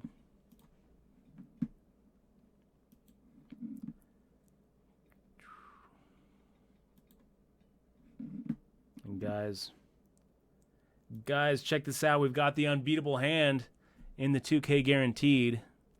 It's like the third time we've had it today. Let's go ahead and raise it up. Mike City, he open limps with a lot of strong hands. Let's hope he's open limping now with something huge.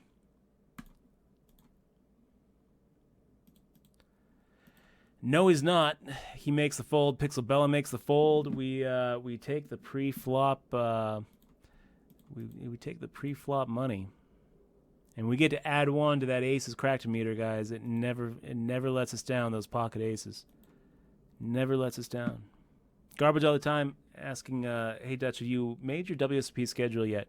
Yes, I have. I have it approved. There's a few events also that I'm going to be selling action on U-Stake for. And it's going to be a full schedule though. I'm planning on playing about 75,000 in events, not even counting the 20K in events that I'm selling action for. So really looking forward to it. I can't wait for the summer. I'm counting down the days.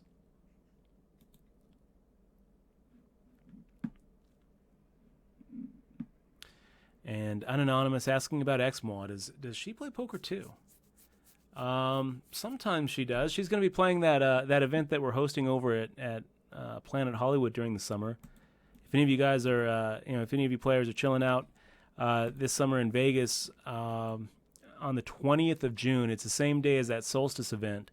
So if you decide not to play that Solstice event, or if you decide that playing for 4 days straight for a min cash isn't really something that appeals to you, or if you get knocked out earlier than you would prefer, come on down to Planet Hollywood, play the 200 plus 20 exposed poker tournament with us, and Xmo is going to be there playing with me. So should be a fun tournament. We're both going to be there. We're both going to be over there. We got R23. Thank you very much for following the stream. Clicking on that heart button, it really does make a difference. We're on a journey to 13,000 follows, and each one feels like a gift. Guys, if you're not following the stream yet, make sure to click on that heart button. I'm told on mobile it's below me.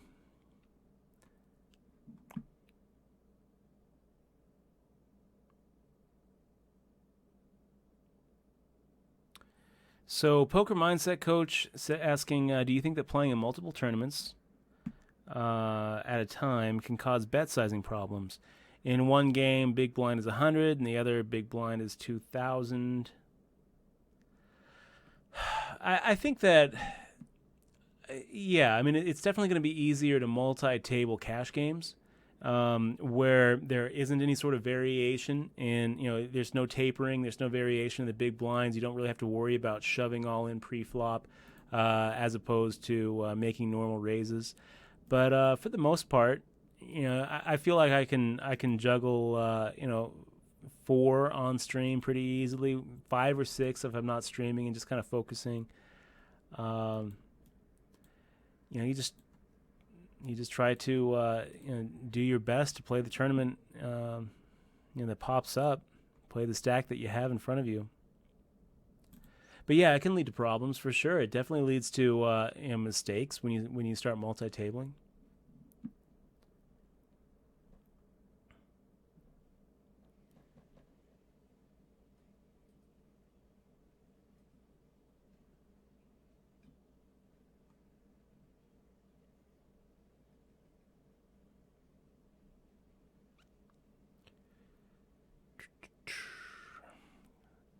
Got Kai of Avli. Good to see you, man. Good to see you, Kai. Haven't seen you for a while. Hope that your weekend is going good, man. Thanks for stopping by and hanging out with the crew.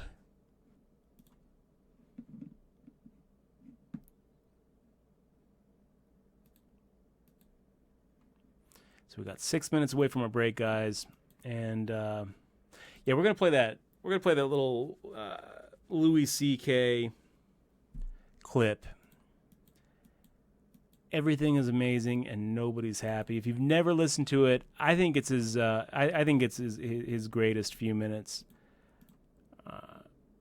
Definitely so much truth to it.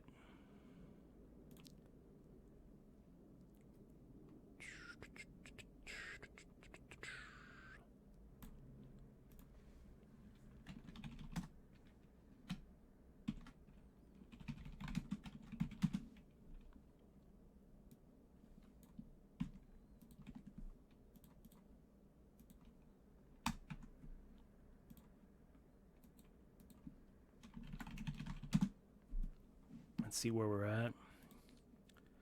Did those aces catch up on the stream yet? I gotta check. We've got about a 4-minute delay. Increased it a little bit.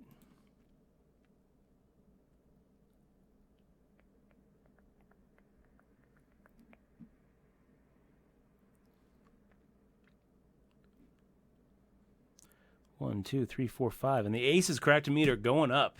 the unbeatable hand continues to not be beaten. We've had it 3 times tonight, and it's held up each time. Haven't had any huge hands with it, but that's okay. That's okay. I can live with that. It's better than it's better than some of the ways that they end up. Let's go make the raise here. I think that we're still on the 20 though, aren't we?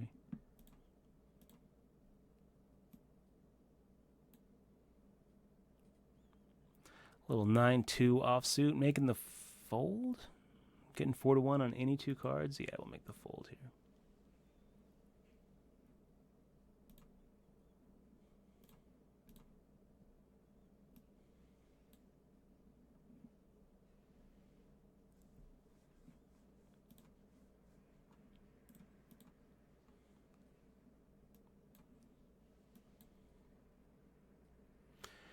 And the Wolverine, thanks for following the stream, man. Really appreciate it.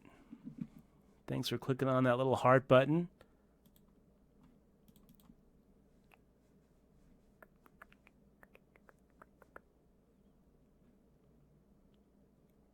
Little 9-4 suited. Min raise from Fariz. Kind of counting on Poker Cat also calling. Got to be a little careful if we actually do hit the flush here. But I kind of feel like we're getting enough implied odds to go ahead and take a peel. Check.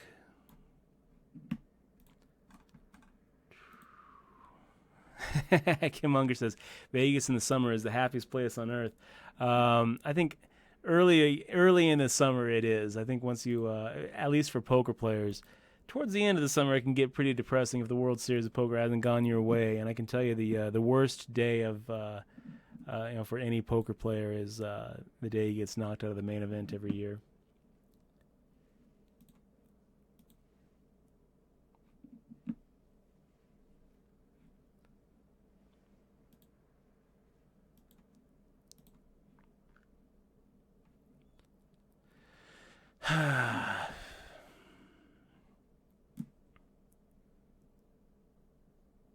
I know, right, Jared? It's just been going up and up and up. He says the Aces cracked meter was at 0 last night. I know, 5 times in a row where it's just held. And I'm loving it.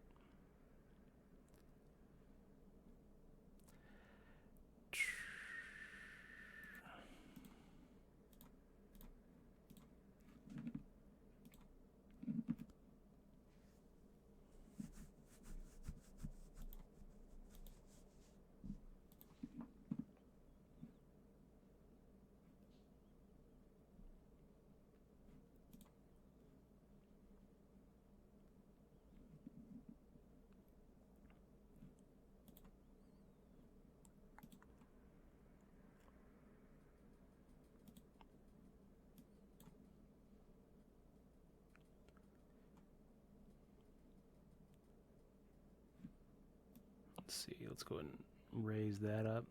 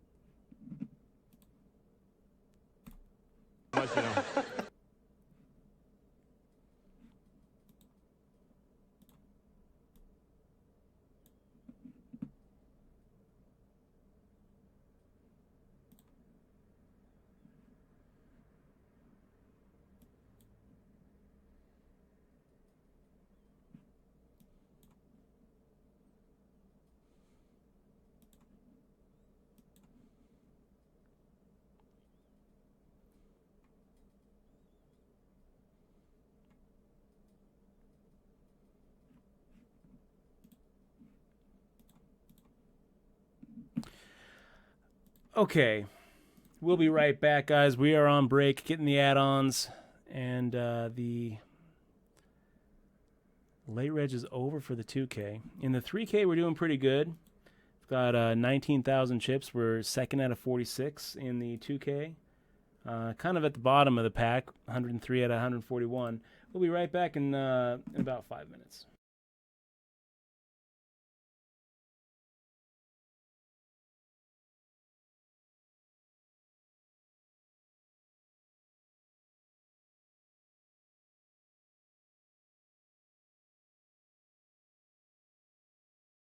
It's a lot of trust back then, yeah. Those were simpler times, I think. I just feel like we may be going back to that, by the way. But in a way, good, because when I read things like the foundations of capitalism are shattering, I'm like, maybe we need that. Maybe we need some time where we're walking around with a donkey with pots clanging on the sides. You think that would just bring us back to reality? Yeah, because everything is amazing right now, and nobody's happy. Like, in my lifetime, the changes in the world have been incredible. When I was a kid, we had a rotary phone. We had a phone that you had to stand next to, and you had to dial it. Yes. You realize how primitive? You're making sparks in a phone, and you actually would hate people with zeros in their numbers because it was more like, oh, this guy's got 2 zeros. Screw that guy. Why do I want to? Yeah. And then if they called and you weren't home, the phone would just ring lonely by itself. And then if you wanted money, you had to go in the bank for when it was open for like 3 hours. You had to stay in line, write yourself a check like an idiot. And then when you ran out of money, you just go, well, I can't do any more things now. Right. I can't do any more things. That's it, yeah. That was it. And even if you had a credit card, the guy would go, ugh, and he'd bring out this whole shunk, and he'd write, he'd have to call the president to see if you have any money. And it's all true, kids. You had to call the president, yeah.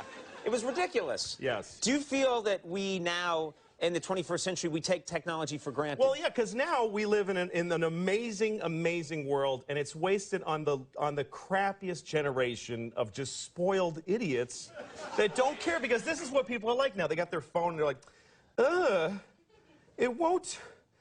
Give it a second. It's going to space. Can you give it a second to get back from space? Is the speed of light too slow for you? Yeah.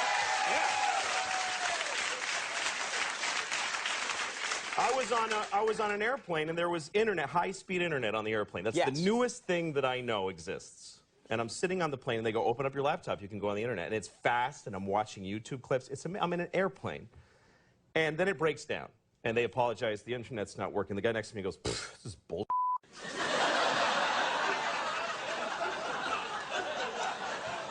Like, how quickly the world owes him something he knew existed only 10 seconds ago.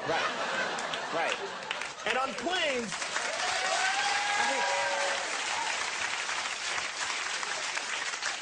flying is the worst one, because people come back from flights and they tell you their story. And it's like a horror story. They act like their flight was like a cattle car in the 40s in Germany. That's how bad they make it sound. Right. They're like, it was the worst day of my life. First of all, we didn't board for 20 minutes. Right. And then we get on the plane, and they made us sit there on the runway for 40 minutes. We had to sit there. Oh, really? What happened next? Did you fly through the air incredibly like a bird? Did you partake in the miracle of human flight, you non-contributing zero, that you got to fly? You're flying! It's amazing. Everybody on every plane should just constantly be going, oh my God! Wow! Yes. You're flying. You're sitting in a chair in the sky. Yes. Yeah.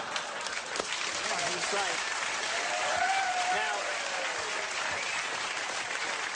Now, Louis. But it doesn't go back a lot. and it's not really. You know, here's the thing. People, like, they say there's delays on flights. Yeah. Delays, really? New York to California in 5 hours. That used to take 30 years to do that, and a bunch of you would die on the way there and have a baby. You'd be a whole different group of people by the time you got there. Now you watch a movie and you take a dump and you're home. Yeah. Nicer way to say it than that, but yeah. No.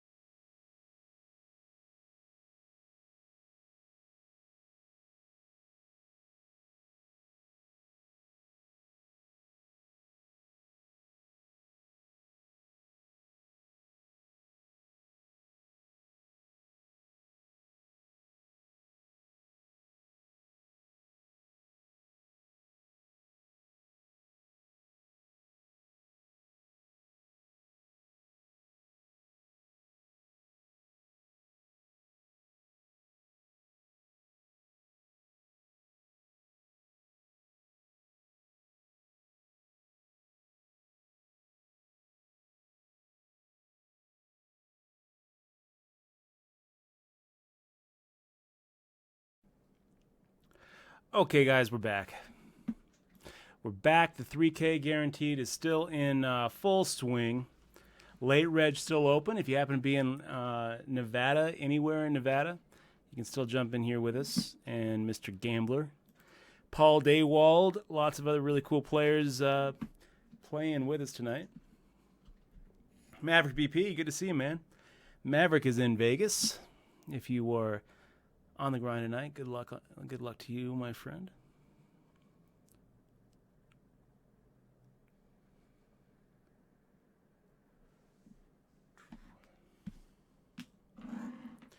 So, I Nuke Your Mom. Good to see you. I Nuke Your Mom says, what is this PH Exposed tournament you mentioned? So, the Exposed Poker Tournament that we're hosting over at Planet Hollywood on the 31st of May, right before the employee event, and the 20th of June. It's going to be awesome. It's a different variant of poker that I came up with last year. Well, I've actually been thinking about it for a while, but started kind of pursuing it last year. The idea is, by the way, we got a little hand here that we're going to keep on moving with. The idea here is every hand is released face up. So if you fold a hand, you fold face up. If you win a hand, you win it and you show your hand. Every single hand that's dealt is eventually shown, and it's shown on like a per street basis. So if someone was to fold pre-flop, the dealer takes all the folds pre-flop that have been folded face up, brings them in, and then we'll sweep them and turn them over into the muck, just like in stud, for example. Same on the flop and the turn and the river. So it does a couple of things. First of all, you have dead cards to worry about. It kind of brings the dead card aspect of stud to games like Hold'em and Omaha. Second off, you get to correlate in real time, how someone is playing. So if you start seeing some differences in pre-flop multiples, for example, you can say, okay, here he is making 2.5x raises with hands like ace-10 offsuit, and 3x raises with hands like aces, kings, and queens.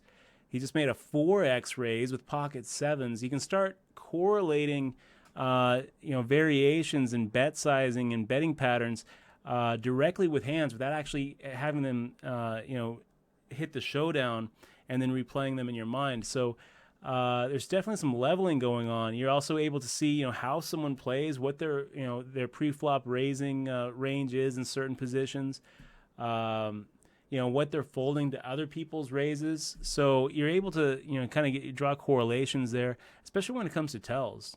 How often do you spot something at the table? You think that you see some sort of physical action that could correlate to strength or weakness, and then you don't get to see a showdown, so you don't really know what which is which. So often with poker tells, you just don't get a chance to use them, because by the time you figure out what a certain tell means, they break your table or the guy goes broke. Now you're able to correlate those poker tells in real time. So, that's an advantage. One of the biggest advantages, though, is it removes the need to have hole cards and delays. So you could, there's no, you don't need the RFID tables anymore, or lipstick cameras on the table. You don't need a hole card delay because everybody gets to see what the hole cards are in real time. So you could have commentary over a final table or a feature table in real time now, just like in any other sport, rather than having to wait 15 minutes for it to catch up, which I think could be really cool. Definitely would be great for things like Twitch if we get to the point where we're live streaming exposed final tables or exposed feature tables, and we can all talk about what's happening while the commentary is talking about it as it's happening. So returning poker into kind of a watchable space with no delay, I think is one of the biggest advantages that exposed poker has over normal poker. But it's also, I think it should also make for more interesting poker. I mean, besides, just playing, but also watching. When you're watching somebody who knows they just got bluffed out of a hand, or you watch somebody make an amazing laydown, and everybody knows that it was an amazing laydown, and they're like, how did he just fold that? He just folded a full house to that guy's full house. How did he do that? How did he know? or really bad lay downs. It's like, oh my gosh, he just folded a set and all he had was, top pair weak kicker. You get to. I feel like it's going to make for a richer, more interactive experience. It's going to allow players to level each other quicker and expose poker. The very first time it's ever going to be played. It could be a flop. A lot of people are like, oh, I don't like the idea at all. Well, it could be a flop. It could be horrible. I don't think it's going to be horrible, though. We're going to find out because we're going to be playing exposed poker twice this summer at Planet Hollywood. And if you feel like coming and joining us, I'll be there. XML will be there. And we are going to be playing. The first one's on the 31st. It's a $70 plus 5. So very low rake in these things. I negotiated specifically with Planet Hollywood to try to make the rake as low as we could. And then the second one is a 200 plus 20. So less than 10% rake, which I think would probably be chainsaw approved. And it's just going to be a fun time. So make sure to join us if you're in Vegas this summer at all. I Nuke Your Mom or any of you, come by to Planet Hollywood May 31st and June 20th. I'm going to make the fold here with 7-4.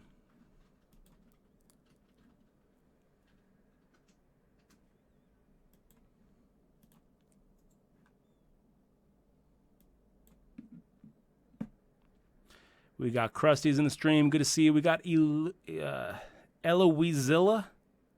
Is that how we're saying that? Eloisilla? Good to see you in the stream. Asking, do you make any sort of significant income plating these tourneys?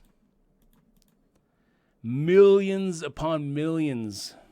Billions of dollars, Eloisilla. Devilfish chilling out. Great to see you, Devilfish. And I'll tell you what, Eloisilla definitely helps us make that significant income if you click on the follow button. Click on that little heart button. Eloisilla would really mean a lot to me.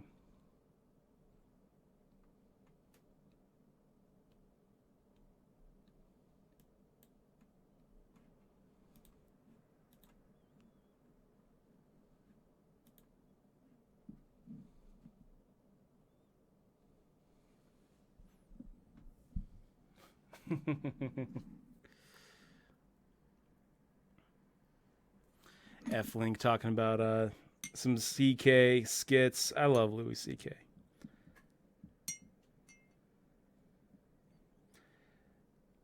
I also like the fact that he he does the whole direct sale thing. If he comes up with a special, he sells it directly from his site. I'm always one of the first in line to buy a copy of his new skits. I think he takes Bitcoin too sometimes, which is pretty cool.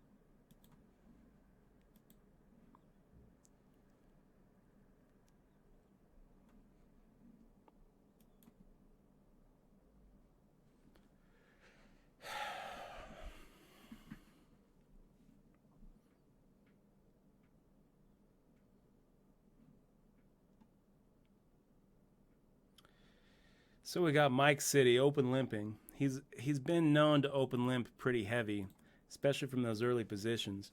We've seen him open limp with kings. We've seen him open limp with ace queens and ace kings, And even though it's so tempting, it's still so tempting just to go ahead and try to make a little squeeze play. I feel like, you know, we've done it enough with really weak hands against Mike City that the chances of it getting through probably take a little bit of a hit. Huey Sargent doesn't seem to think so. He makes a squeeze play. Mike City gets out of the way, and Harvey Jumper decides to go ahead and make the call with the raggedy ace. I like the squeeze play by Huey. I like the continuation bet on the flop. I don't really like Harvey Jumper's call, really, to tell you the truth. I think, you know, pre-flop, when Mike City limps, it's not so bad. But then when you have to put, well, I guess they're both pretty deep. I don't hate it the more I look at the stack sizes.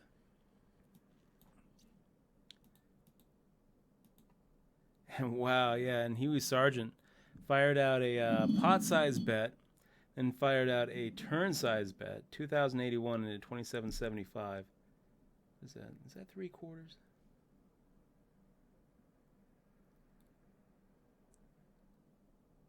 It's pretty close. Yeah, I think he hit that 3/4 size bet. Harvey Jumper making a min raise, sitting here with king queen off. Could go either way. I think I'm just going to go ahead and make the call. I could raise here. I don't really feel like folding. I feel like folding is not the right move. Should be seeing a flop with this hand. But 3-betting is not so bad either. I think that calling, though, I don't really mind getting a few more calls behind me.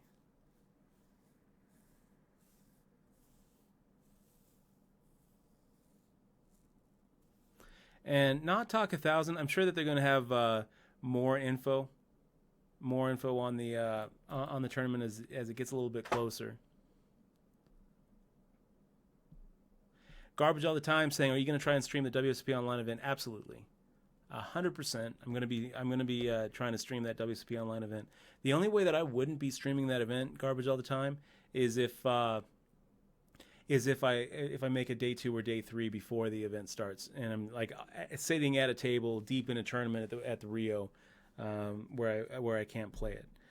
But other than that, it's on my schedule, and I'm planning on streaming it again this year. It was easily one of my favorite tournaments that I streamed all year last year, and the ability to actually stream while playing for a bracelet was really cool, and one that I'm not planning on missing.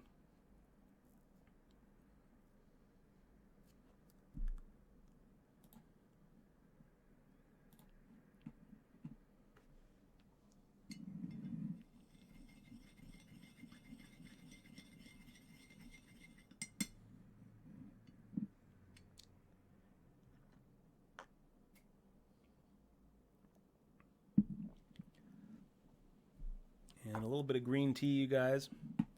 Green tea has been proven to increase cognitive functions.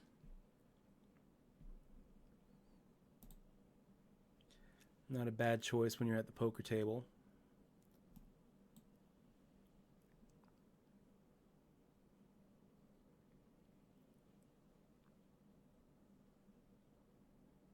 Harvey Jumper taking it.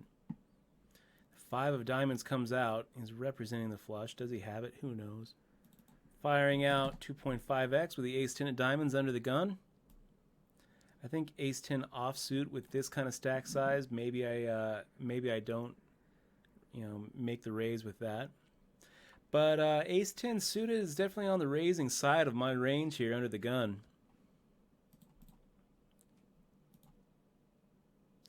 RoboCop putting up the defense. How about you, Harry Peter? It actually, I think, helps me if Harry Peter makes the call, because then it makes it easier for a continuation bet to get through RoboCop. But Harry Peter making a raise, I don't really love this, and I'm not sure what to do now.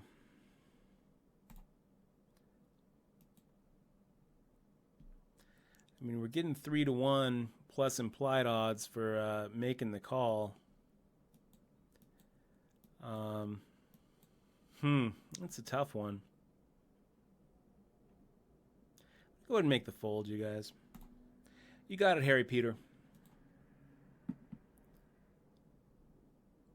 United We Zag says, Dutch, finally got my wife to watch a stream with me tonight. This is a milestone. That's huge. That's huge. Well, Mrs. We Zag, welcome to the stream. Welcome to Twitch. Thanks for joining. Okay, getting 5-1 on Queen 7 suited. Let's do it.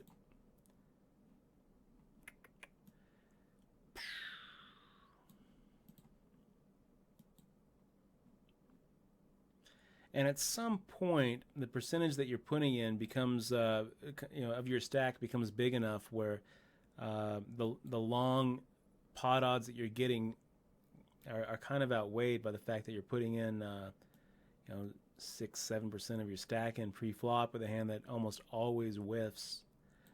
I don't think we were quite there yet where I'm making the fold there and feeling good about a fold. Let's switch over to the $30 tournament, you guys, where we have Pocket Jacks in the button.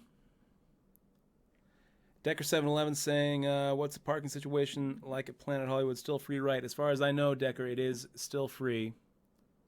It is still free. So we got Jitters making a min raise. Mr. Gambler calling. So we're going to go ahead and make it a 2.5x plus the 240 that Mr. Gambler is calling with. That turns into 840 when the math is done.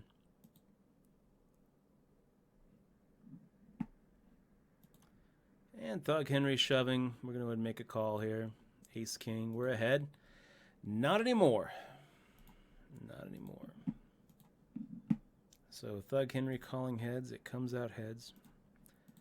Nice hand there, Henry. Nice hand.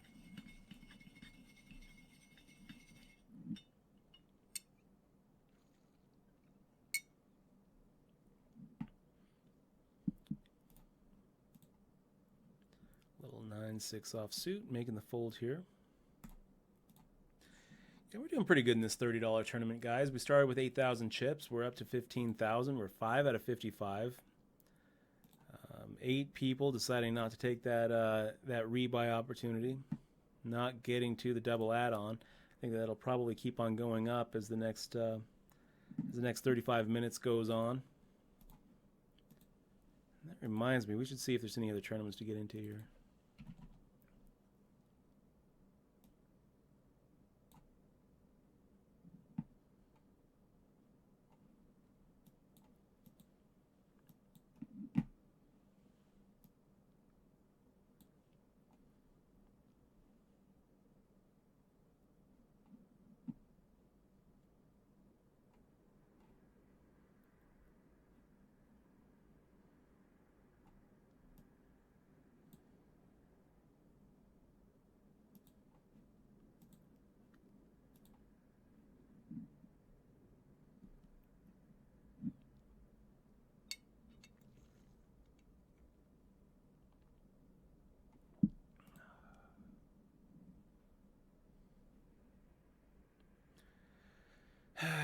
Little ace-8 offsuit, making the fold.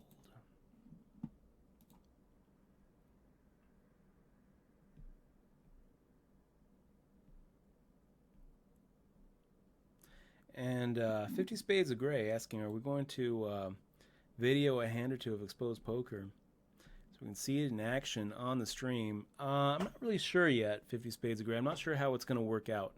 I'm not sure what, a lot of it is going to depend on what Planet Hollywood wants to do.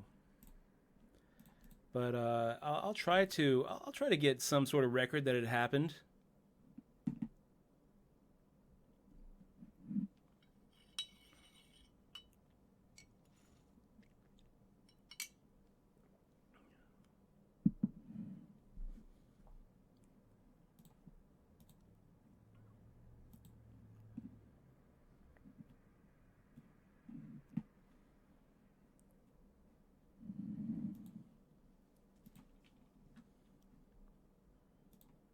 Raise here with a pocket pair.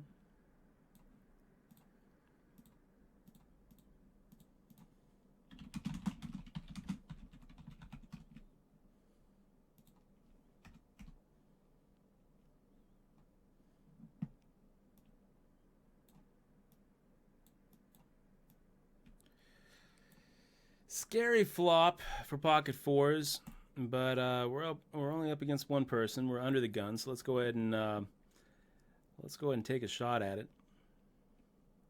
A lot of times we can get bigger pocket pairs to fold on that flop. Remember that little rhyme we keep on saying: if the flop scares you, it scares them too. Don't give up on that C bet just automatically when your head's up with the pre-flop aggression. A lot of times you can just take it. Now we got Festus 44 coming at us. Nothing in the notes, just a bony fish, 2.5 to 1 with the offsuit connectors. Let's do it. Yeah, this is going to be beautiful. So checking to Festus. Let's put him on a big ace, and let's go for a check raise here.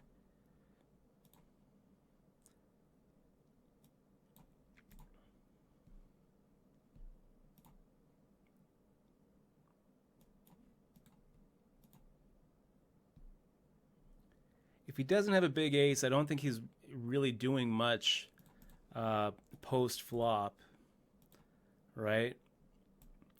So we're putting him on a pretty specific hand. Oh, wow. And he actually had a hand that he could get away from. I mean, if we knew that he had pocket queens, I guess we're not going for a check raise. Festus is saying, no, he's got the flush draw. Of course we've got the flush draw, Festus.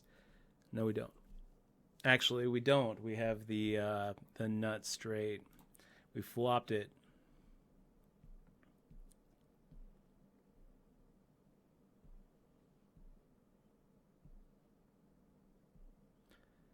So we got jitters making that min raise again. We're sitting here with pocket jacks. Yeah, and you know what? I'm gonna go ahead and just make the call here. A lot of times we're 3-betting.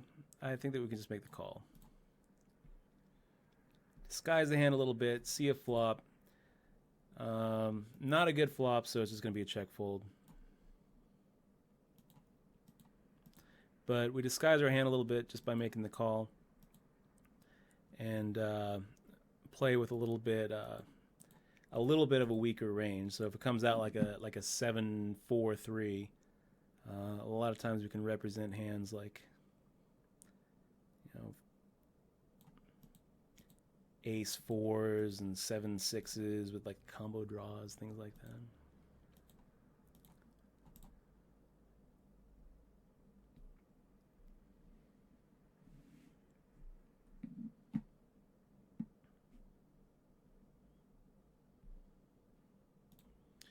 Making the raise, 3x to Thug Henry and Festus.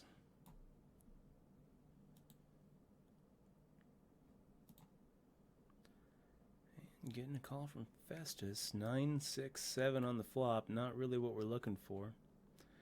We're going to go ahead and continue with a half pot size bet. Would be making it the same amount if we were up against Thug Henry. But with the small blind call, there's a little bit more in the middle. Their range is usually a little bit heavier.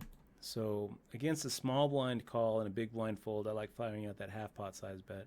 Same that we would be making it if we were c-betting into somebody who was behind us.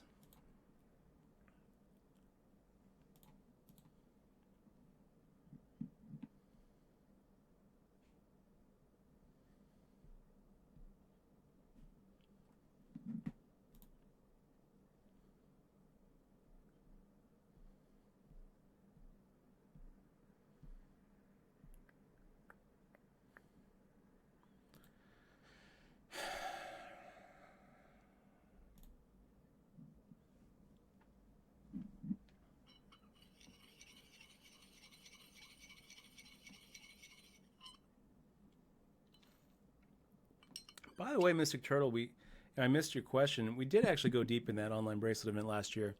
Ended up getting like 50th, 54th maybe, and it was pretty brutal how we went out. One of those, one of those beats that kind of stick with you. We ended up having Ace King in the big blind after a pretty rough beat. We were down to maybe 10 bigs. And a guy with Jack 6 decided to just shove in the small blind into our Ace-King and just flop the joint. We snap called Jack 6 on the flop. ended our pursuit of that bracelet, and it sucked. It hurt. It still hurts a little bit. But we got pretty lucky to get there, to tell you the truth. There was this one hand against Peggy Sue in that online bracelet event. A player named Peggy Sue, which we met. Michelle and I met him at Joe McKeon's victory party after the November 9 finish, where Peggy Sue had aces and we had ace king and another player had ace queen, and we ended up getting it in pre-flop. Ace king versus aces and ace queen. It was not a good position to be in.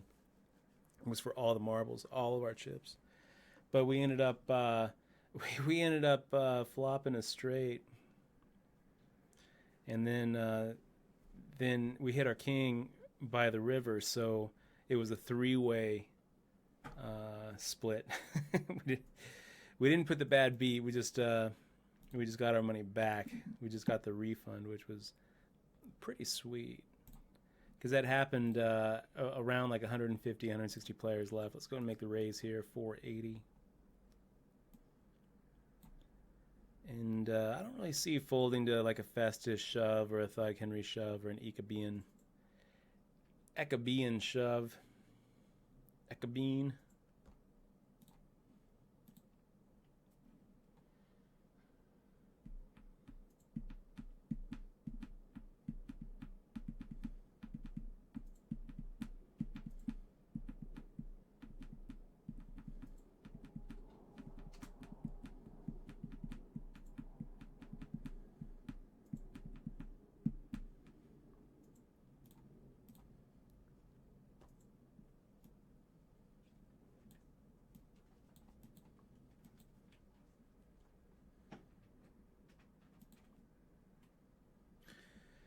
So, making the raise here with the pocket tens, getting called by Thug Henry. And pretty good flop for pocket tens.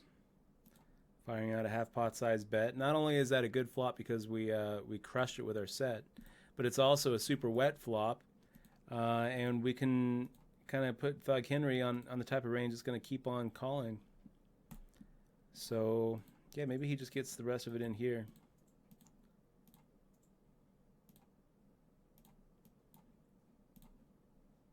We are gonna like take over the poker world. Dr. Barilla, 8 months in a row. It's great to have you here on the stream. Thank you very much for supporting the stream and being here. That feels good. 8 months in a row. Thank you so much. I'll tell you, it really matters. It makes a big difference. It is the difference between us, between us being able to stream and not stream. And I can't tell you how much I appreciate it. If there's anything I can do for you, please do let me know. Dutch at DutchBoy.com. And guys, let's go ahead and give him some of those crew emotes. Thank you so much for the resub.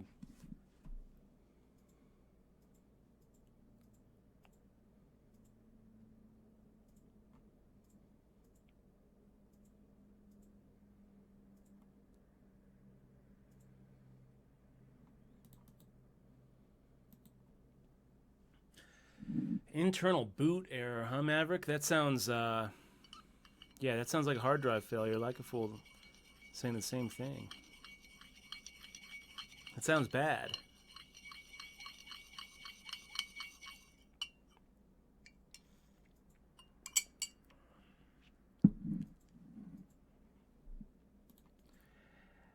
Alex has datel? Alex has a date. Just follow the stream. Thank you very much.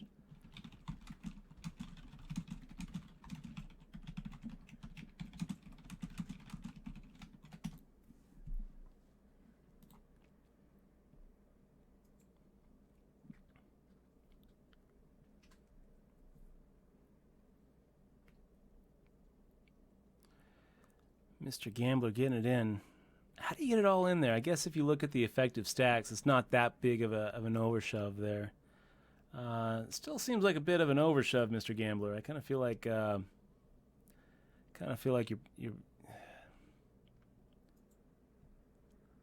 What are we looking at? 15 bigs behind Crazy Jim.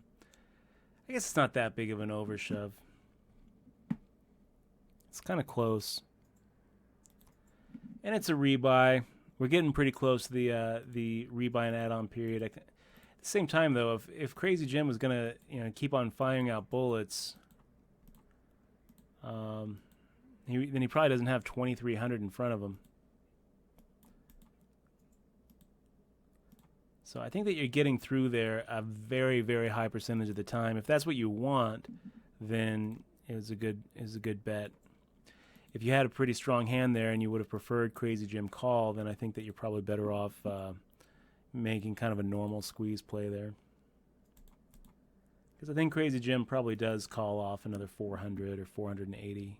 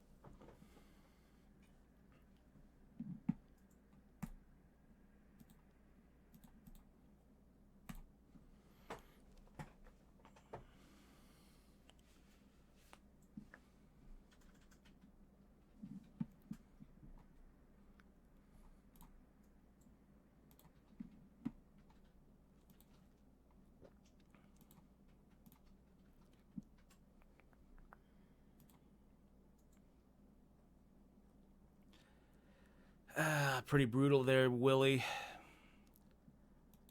Pretty brutal turn. How much did you actually get in there on the turn? On an $800 turn. Wow. Not really loving. I had to look again at how Willie played that.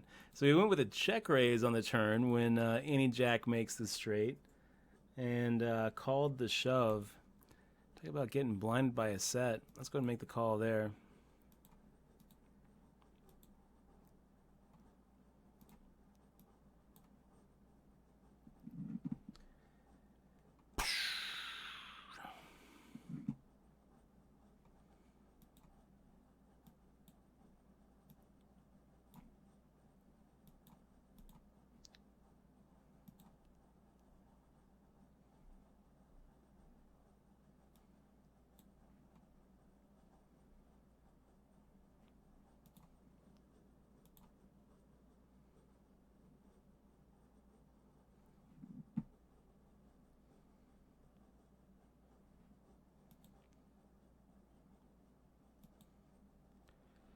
Pocket eights action looks pretty good. Looks pretty good. All I can think of is possibilities here. Fire out 700. That's 500 plus the open limp. So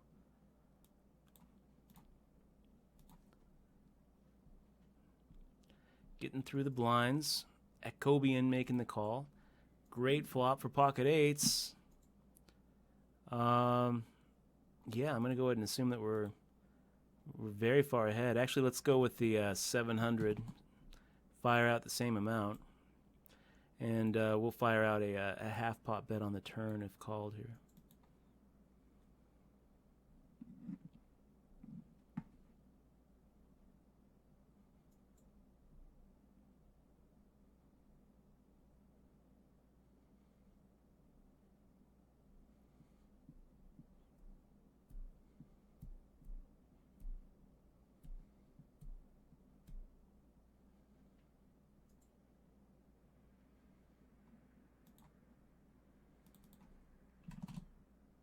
Fire out another raise here.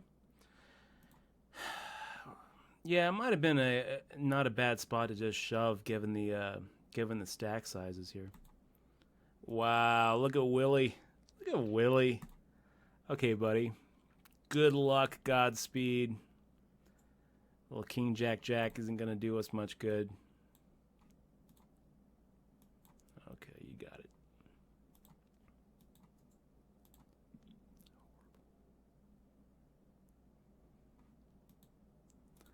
Little Queen Jack offsuit. We'll do the same thing. Make it 500 if everyone folds to us.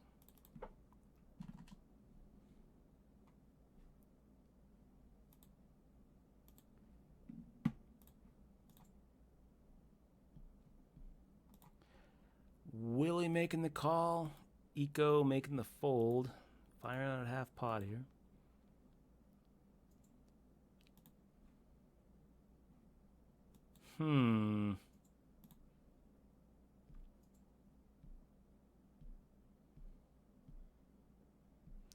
Well, 9 outs. It's 18%. We need to get 4 to 1 to make this call.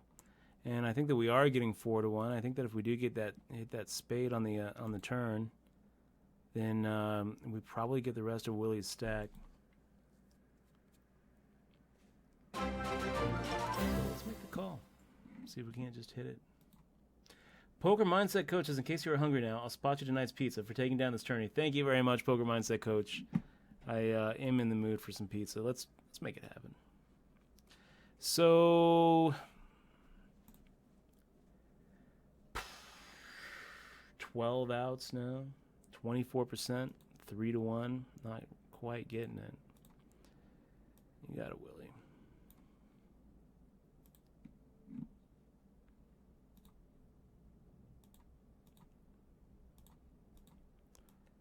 Making the fold.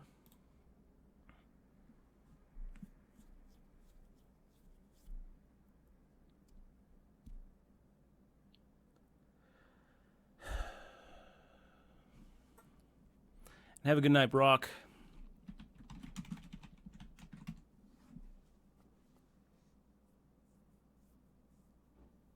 I'll do my best. The 2K is not really looking so good. I don't even want to switch over. It's looking so bad, you guys. It's looking really bad. But the 3K is looking pretty good. 5 out of 58. We got 22,000 chips. As long as we don't keep on dumping chips to Willie, we'll be okay.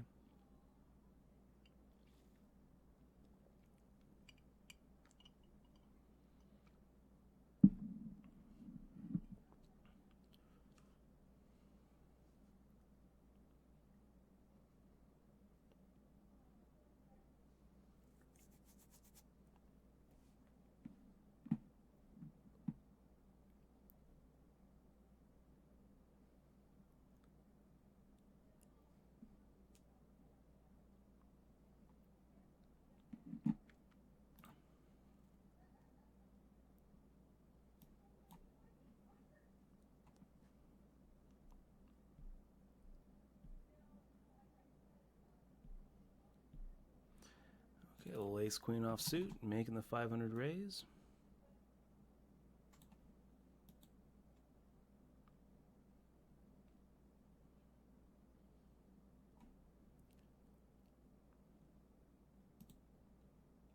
And Crazy Jim making the shove. Yeah, I don't love it, but I'm not going anywhere. Not going anywhere, getting 2 to 1. Hoping that we're up against a Jack 10 instead of an Ace King. Gotta love that.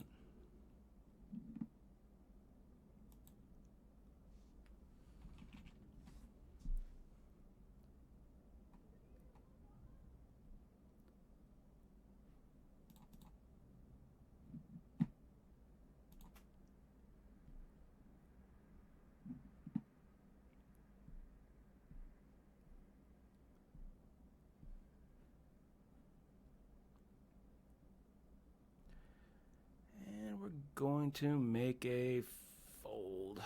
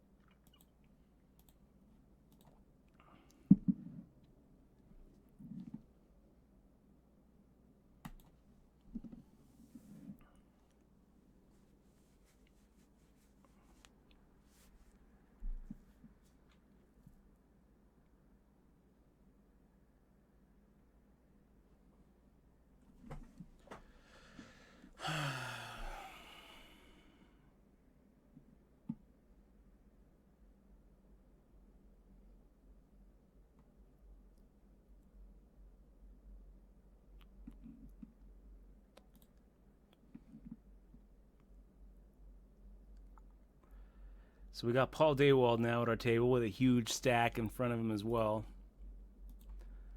Yeah, let's go ahead and mix it up with Paul. Usually we don't have to worry about Festus here.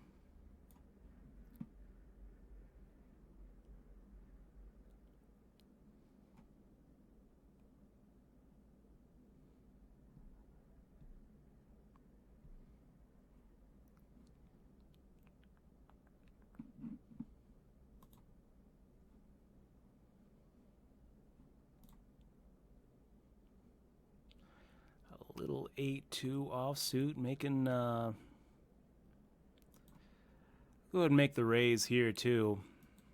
I don't think that we really have to worry about Festus putting up much of a fight. I think he seems to be somewhat inclined to just fold his way to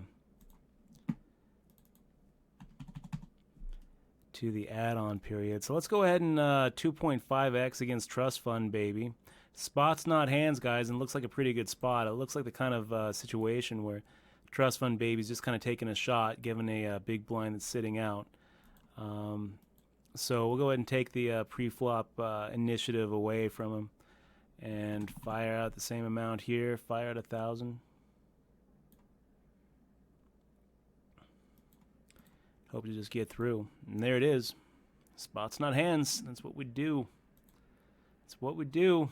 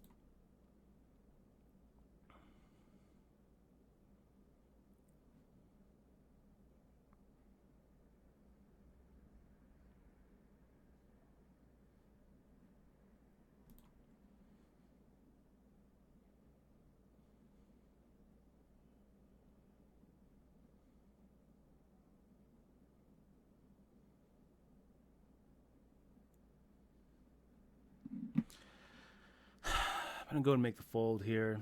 Trust Fund Baby under the gun +1.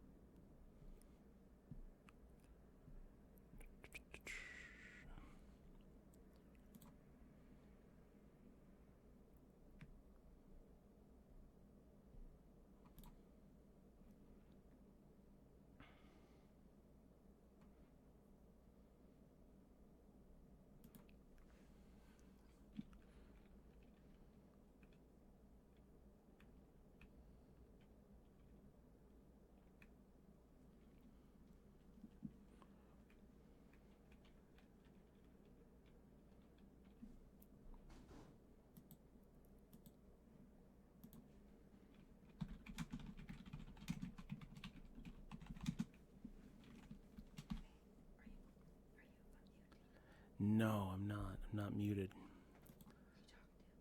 talking to the stream. No, I just heard my little nephew's baby cry. Did you say hi? Yeah. You muted? Be right back, guys.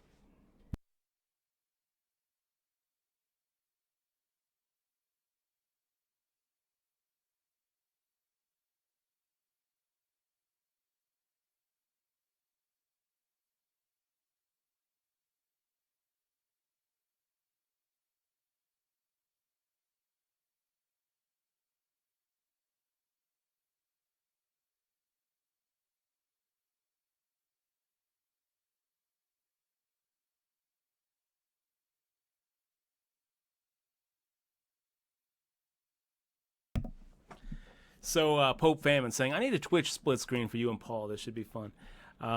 Try this, Pope Famine. multitwitch.tv / Paul Daywald Poker / Dutch Boyd. Does that work?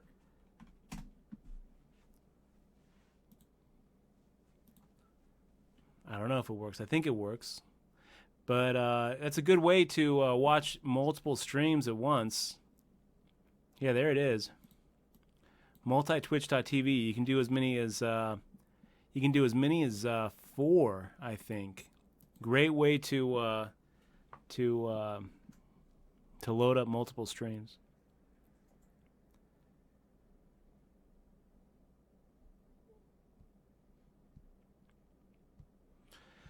And we got It's Tricky, open limping. God, I hate those open limps. I say it every night. We give those bony fishes out. Here we got Trust Fund Baby making a raise to 985.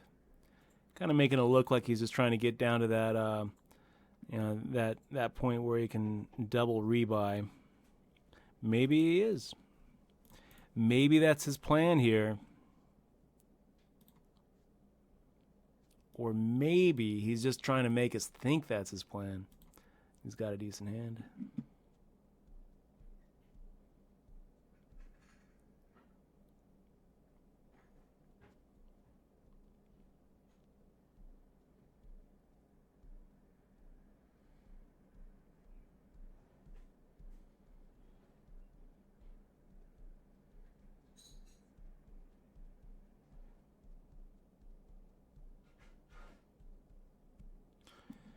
Trust Fund Baby with the 6-9 offsuit. Going to go ahead and make a little note there. In the $30 rebuy and add-on, 5 minutes before the break, the add-on break raised to make his stack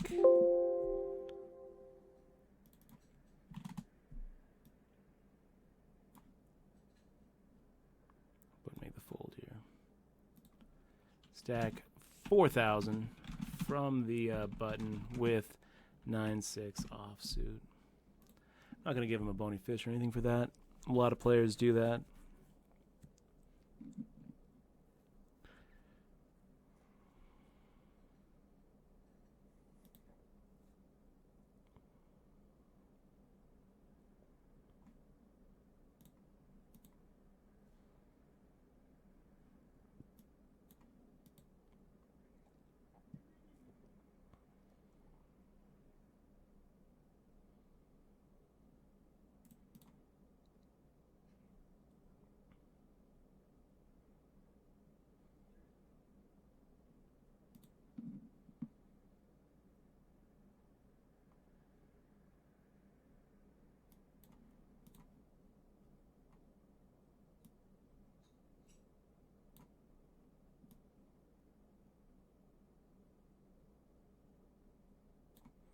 So Poker Mindset Coach asking if we're on a similar delay. I'm not sure. Good question there, Poker Mindset Coach. I'm not sure what Paul puts his delay at. We could probably ask him.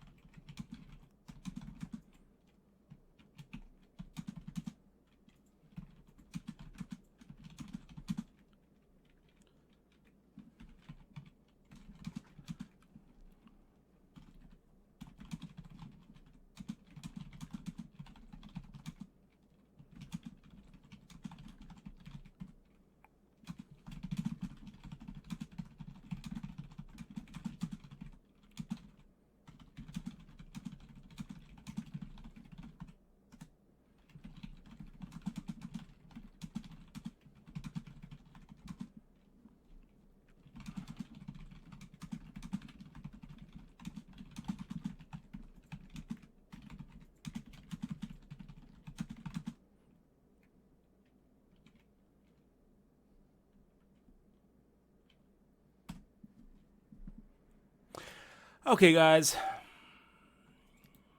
We're going to get this add-on. We're going to be 3 out of 76. Looks like a good chunk of players, about a quarter of the field, decided not to stick around for the add-on period, which is a big mistake in this $30 rebuy and add-on. I say this all the time. Every night we play this $30 3K guaranteed. If you're going to play this tournament, you owe it to yourself to get to the point where you get the double add-on. Otherwise, you're just giving away money. You're just giving away equity. And yet, every single night, players do just that. It's enough to make Stu Unger roll in his grave. Guys, we will be right back in about 3 minutes. I think maybe I'm going to top off the green tea. The one nootropic I will take at the table. The effects have been studied and proven. Green tea will increase your mental cognitive functions. Am I saying that right? I don't know. I'll refill the green tea, and then I'll know. And guys, if you want to check out Paul Daywald, who's also at our table, check out that multitwitch.tv link that I put in the chat. multitwitch.tv/DutchBoyd/Paul Daywald Poker / And you can keep on putting accounts in that multi-Twitch and watch, I think, up to 4 streamers at the same time. Always kind of fun when you got 2 streamers at the same table, both streaming their tournament experience. So you can watch us right next to each other using that multi-Twitch tool. Guys, I'll be right back. Don't go anywhere.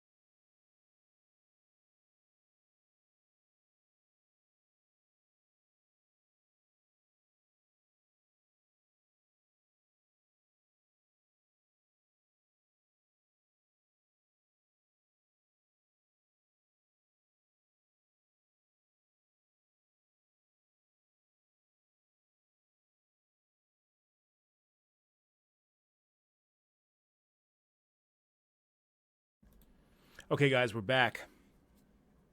We're back. Life is good.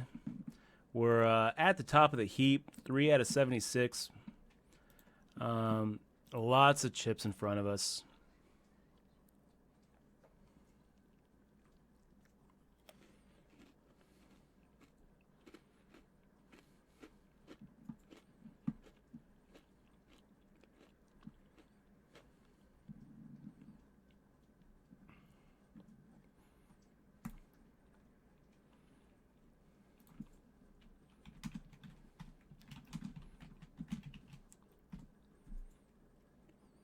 And yeah, we'll go ahead and make the call here against Eco Bean, A78.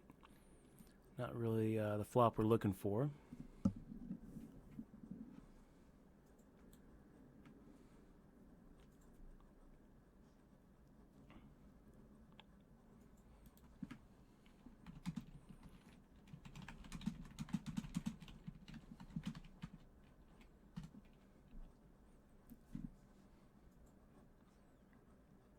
And I guess we're making the fold with King High.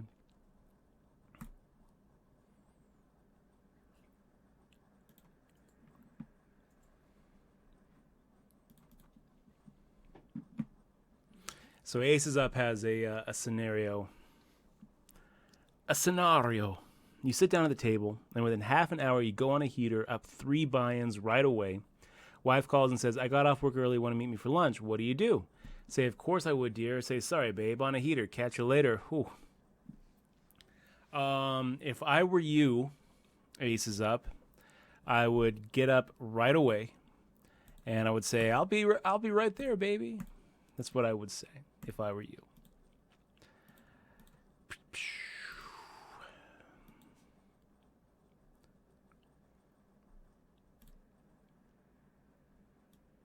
You're just in a in a bad situation if you don't.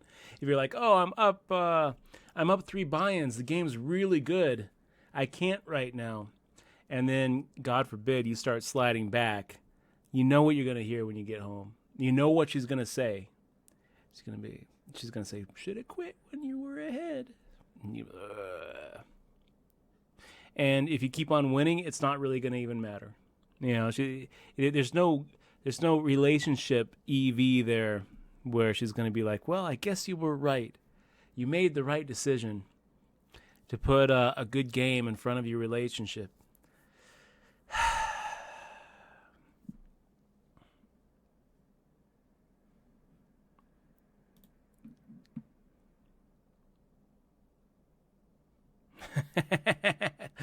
There you go, my friend. There you go. He says she hates poker and hates that I play it. So needless to say, I had a great lunch date with a wife today. Good move. Good move, Aces Up. Good move. Well played, sir.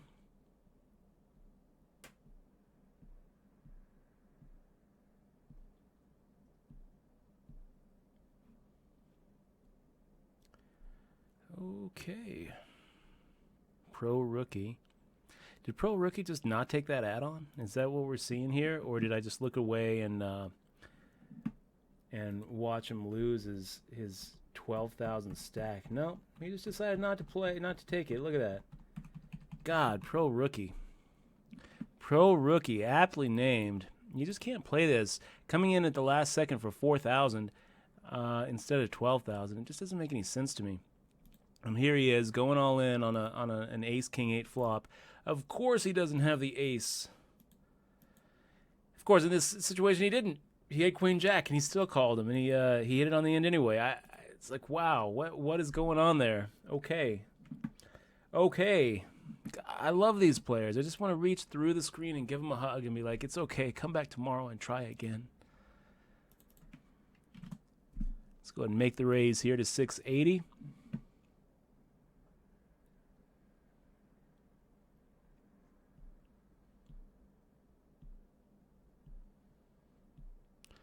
Paul Daywald making the call, 9-10-3. Pretty good flop for Jack Queen. Got a bunch of outs here. 8 outs for the straight, 6 outs for the overcards. We'll fire out a half pot size bet. I don't really expect Paul Daywald to be going anywhere. I could see him making some kind of raise here. If he does, I think that we 3-bet it. I think that we re-raise it.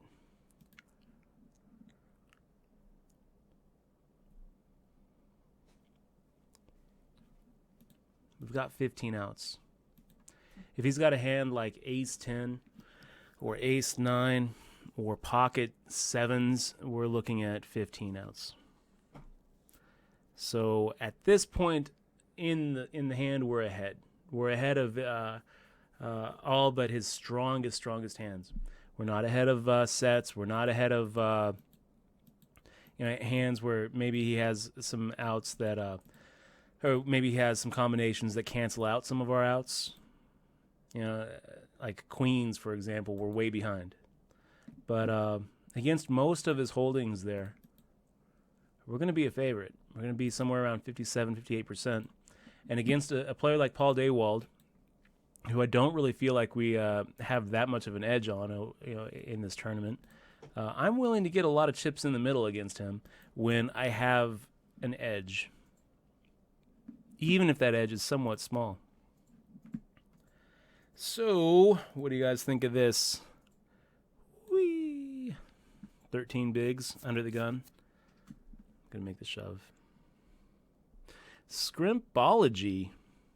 It's great to see you. He says, just want to say 2 things. 1, I am excited to see your stream. I'm excited to have you here, Scrimpology. He says, 2, I am sad I have not kept up with my subscriptions in a row. That's okay, Scrimpology. It's okay. It has helped enormously. And be great to have you back. But hey, it's just awesome to have you here to begin with. You're the best, and I appreciate it. And crew for life, man.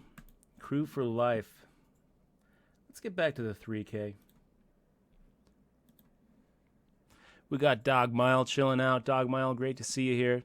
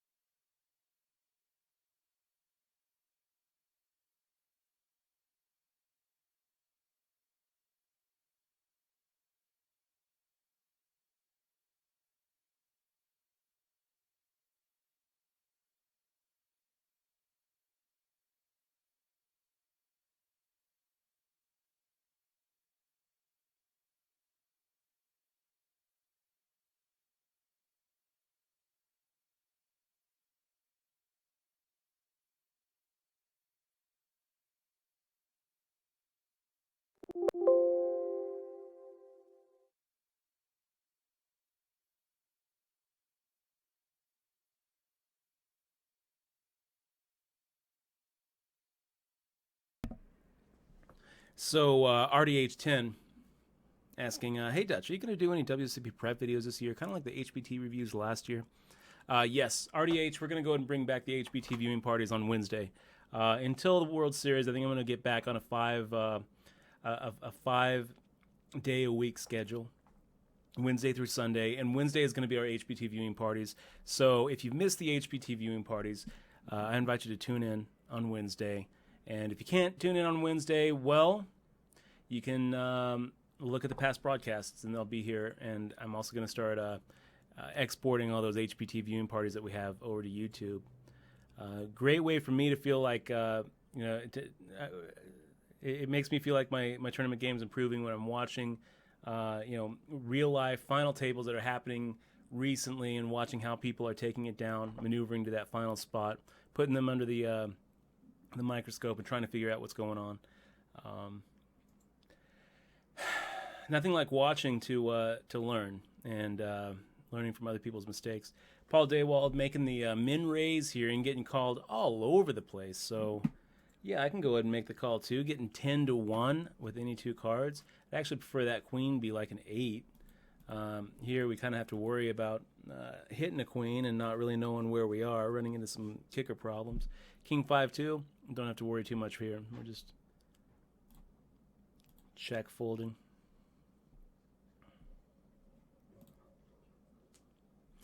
And Paul Daywald firing out 13-13 into 4 opponents. Gosh, I kind of want to see what he's got because it's kind of a suicidal c-bet if he doesn't have a king, making the fold. Against 4 guys, I just don't think you get through enough of the time. Here he does have a king-queen, so I like the move. Didn't really work out for him.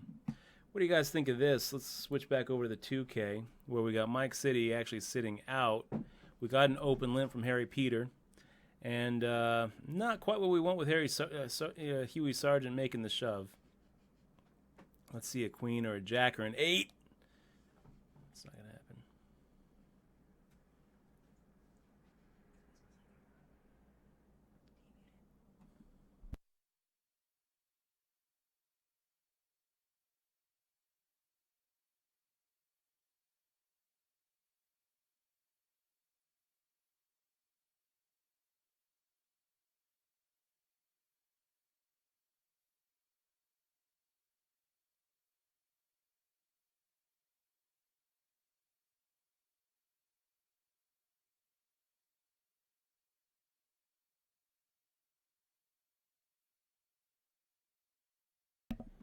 So King Jack off against Trust Fund Baby's small little isolation raise here. I kind of feel like we can make a call. Well, maybe not. Against Paul Daywald's under the gun raise. It's tough, man. This is a tough one. I kind of want to call because then I think Paul calls and Asballer calls. But the problem is we might not get a chance. We might just be throwing away 1,500 because the call might induce Paul Daywald to put a little squeeze on us. And I don't really want to be in that situation. I had to do a double check to see exactly how that action went.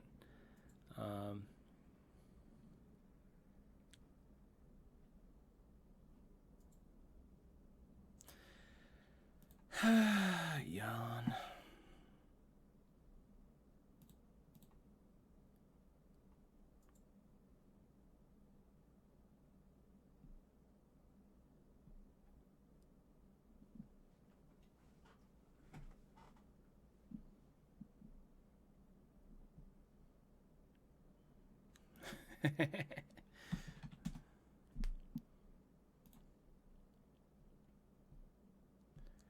So Trust Fund Baby making a 3-bet. So Paul Daywald makes an under the gun raise. Asballer calls and Trust Fund Baby decides to make a 3-bet.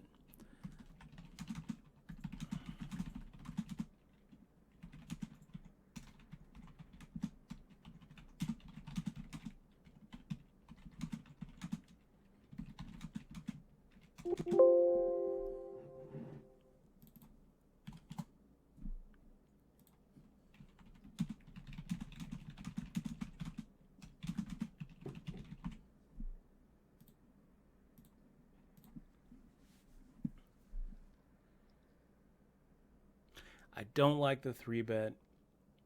I hate it, in fact. So Paul Daywald, he knows our game so well.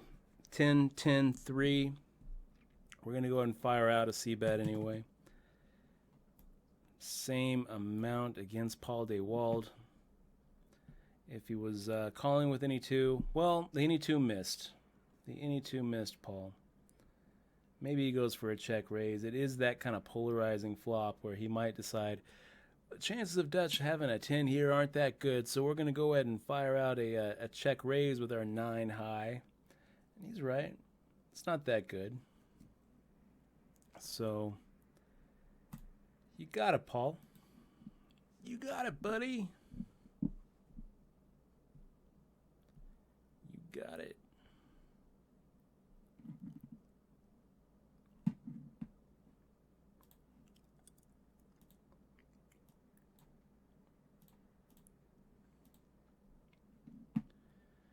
And we got Beast Reaver coming in with that min raise. I'll make a fold.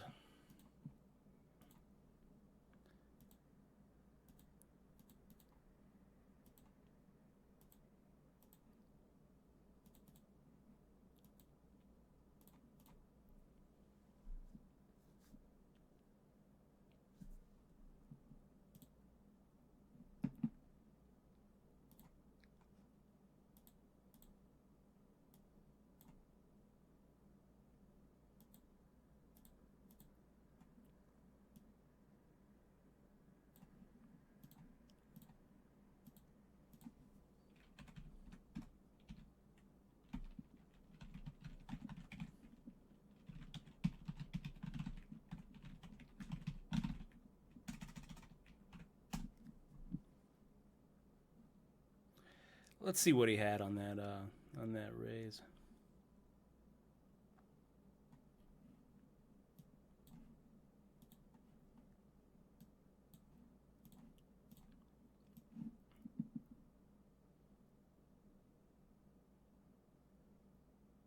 That was kind of trippy.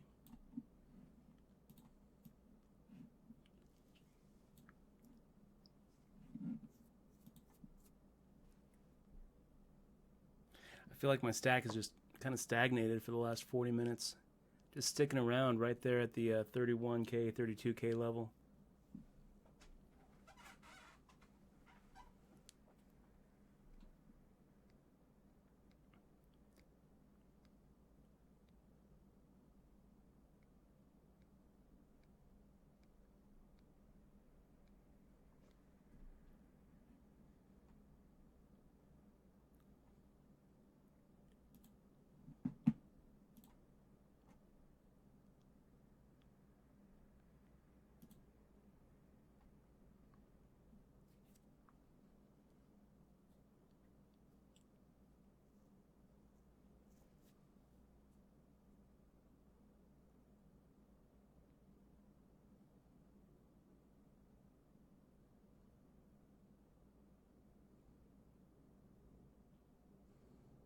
And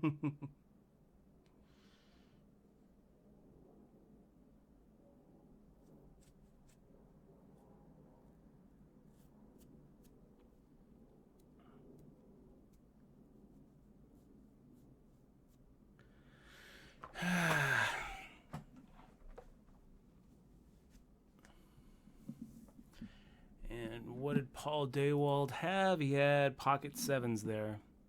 So Beast Reaver making a raise here under the gun, 625. I think I'm just going to go ahead and make the call here against Reaver. He's got all the chips in the world. Let's go ahead and see a flop in position with a hand that has all sorts of draw possibilities. I don't really feel like we need to inflate the pot too much. And I don't really want to isolate it either. I'd kind of like to have as many people in this pot as I can get. We've got one. How about you, Ask Baller? Come on in and Ask Baller 23. We've got two. And the flop offers no help for a King Jack of clubs.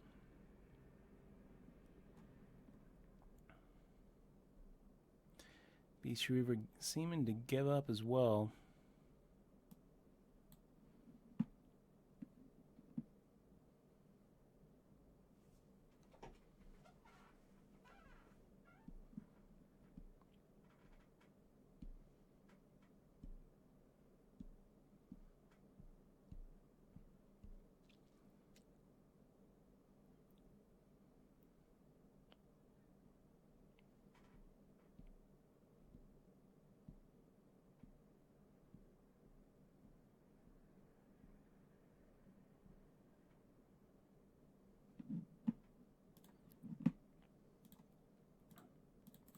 You know what, guys? I'm going to put that multi-Twitch link. If you guys aren't watching the multi-Twitch link, check this out. This is pretty good. If you're watching my stream right now, Paul Daywald here is also streaming. The delay is pretty much on point, and he's right next to us. So try this multitwitch.tv /DutchBoyd /Paul Daywald Poker, and you can watch us both, listen to us both, talk about our tournament, and watch two players in this thing during the hands that we're playing against each other, and pretty interesting stuff, really. Maybe down the line, one of these days, they'll have a Twitch-only event where you can just watch everybody at the same table.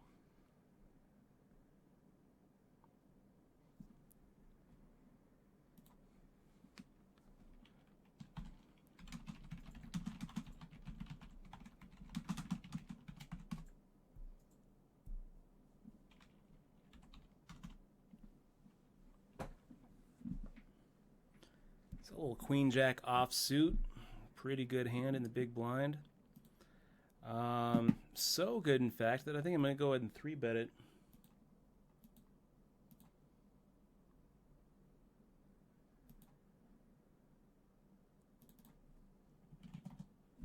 Go ahead and make it a 3x here.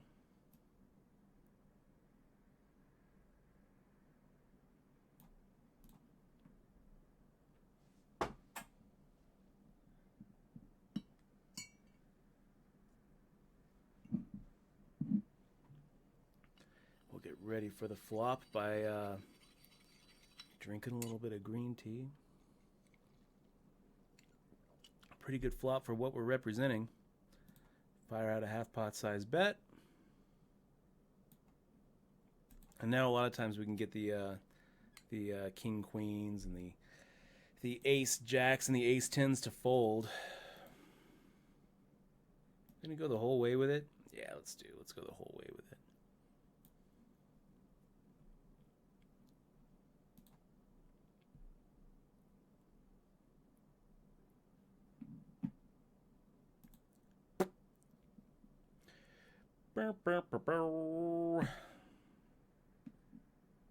Not what we're trying to do. So, losing about a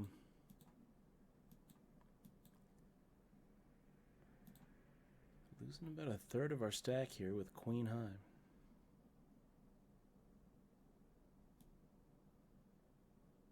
Man, what do we even put him on? Doesn't matter. Even if he's bluffing, he's ahead of us.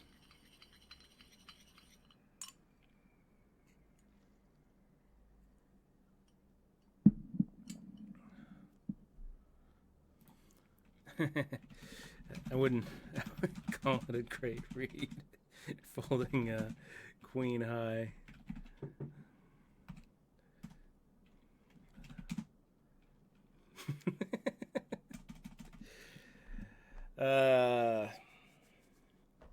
Okay, so as baller 23, making it a 3x. Interesting. So he just made it 900.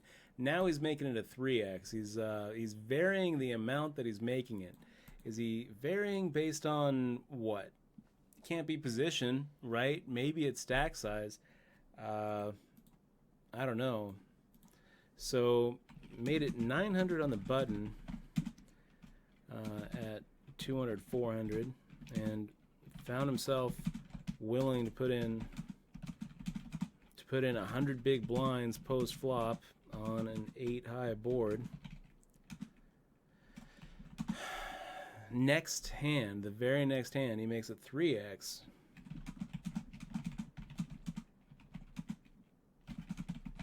What does it tell you, guys? What does it tell you? Well, to me, it tells me that his pre-flop variations are based on hand strength, and I think that the 900 was probably a stronger hand. I feel like he probably had that overpair. I could be wrong. Could be wrong.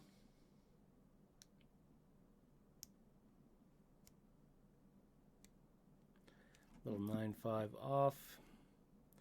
50 big blinds in front of us, you guys. Now we're right in the middle of the pack after losing that one hand to Ass Baller 23, making the fold here to B Schriever.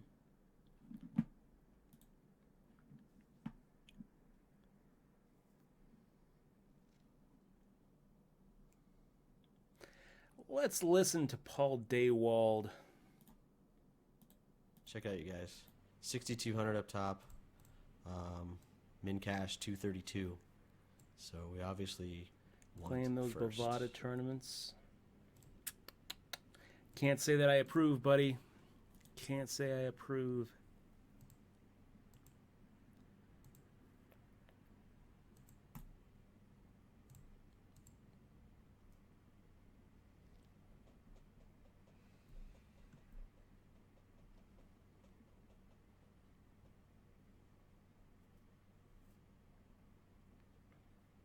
This guy just rips it in, 2 from the money.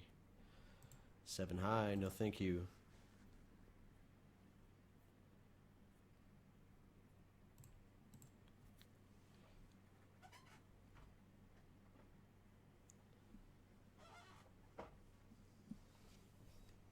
Check out jacks, you guys. I wonder what I'm folding to ass baller there on that one hand, you guys. I'm thinking about it. I mean, even like the overpairs. If I'm going to call with like pocket tens on that 8 high board, then why wouldn't you call with ace king? You know, he's probably just putting us on overcards. So when he makes that shove, it's just kind of like him. I could easily see him just making a move, putting his whole, putting a big chunk of his chips at risk, but thinking that we're not going to call with ace king. Wow, look at this hand. Yeah, maybe he was digging for gold, but I don't think so. I think that Ace baller saying he has like 2 pair or straight here. Wonder what Dutch has.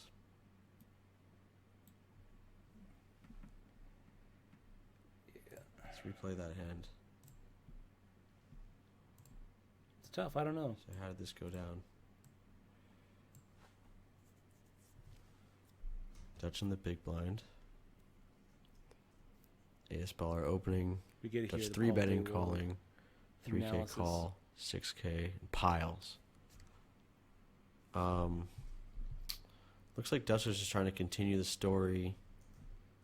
I wouldn't be surprised if Asian baller actually just called with like jacks there. I wonder what Dutch had. Maybe ace, like some sort of paint. Ace queen or ace king.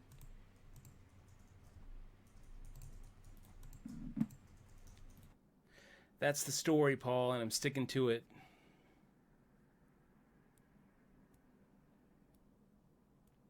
Three IOU ROU. Great to see you in the stream. Thanks for being here. What's the starting stack of this tourney? It's a rebuy and add-on. So starting stack is 8,000 when you double buy in, and then another 8,000 when you add on. So a lot of players, like a quarter of the players, don't take that double add-on. Big mistake. We talk about it every night. That's why this tournament, in my opinion, is the most profitable tournament on wsop.com, the 3K guaranteed nightly. You just got a lot of people who are in for one bullet, or will be in for like 2 or 3 bullets, but not get in for that double add-on, which is just such a big mistake. So Ecobian,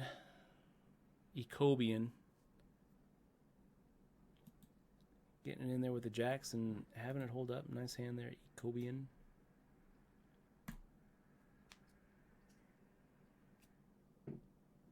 Ace is up, says, how are we commemorating the 5-year anniversary of Black Friday? Try not to think about it. Honestly, try not to think about it too much.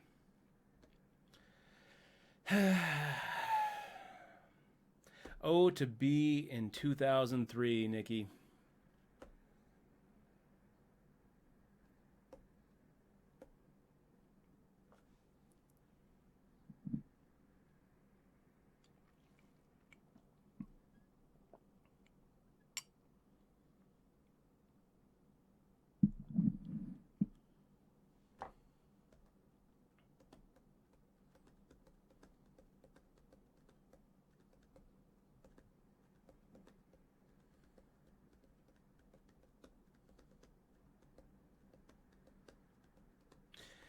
Okay, B. Shriver in the small blind with the big stack, makes the limp.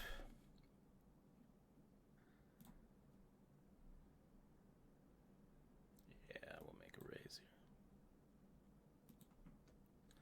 I'm not going to just not raise. I've got position. I likely have the best hand. Jack 10-8 seems okay. Fire out the same amount, 1,500. Be prepared to go the whole way with it too. B Shrever makes the fold.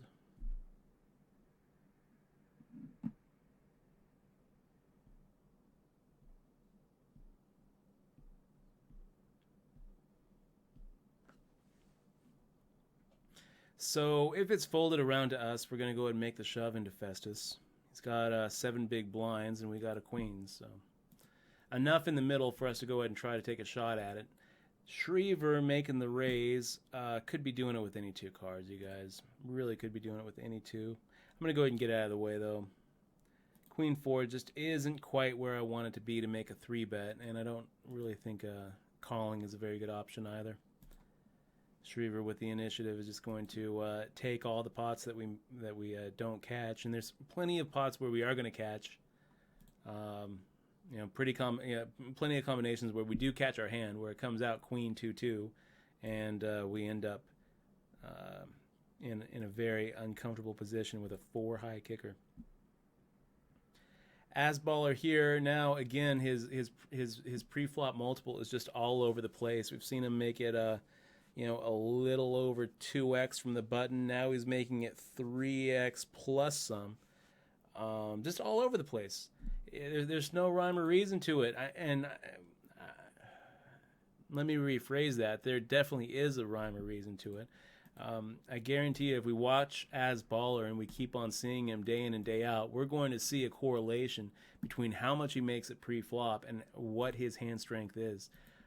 It makes me think back on that 8-high board where we folded our Queen Jack, that he probably actually had like a 2-pair type hand. He probably had something stupid like 8-7 or 8-6 or 7-6 or 6-5 and made it a 900 raise pre-flop. Called our 3-bet and then just hit. That's probably what we were looking at. So just keep that in mind. If we get to the point where we're making 3-bet shoves against somebody, we'll be targeting Asballer, and we'll try to make that 3-bet shove in a situation where we're thinking that his bet sizing is correlated to a weak hand. And it doesn't matter what we have. We just hope that we pick correctly, and if we can kind of go through the tape here. I'm actually going to do that right now and see if I can find some showdowns that Asballer has turned over. Here's one where he had ace queen. Let's see what he made at pre-flop. Pre-flop, he limped with ace queen.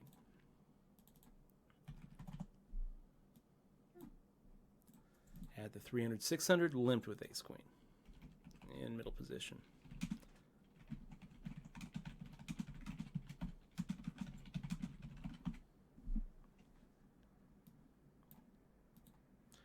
So Paul Daywald making a 3x here. I don't like it. But I'm gonna have to make him fade a flop.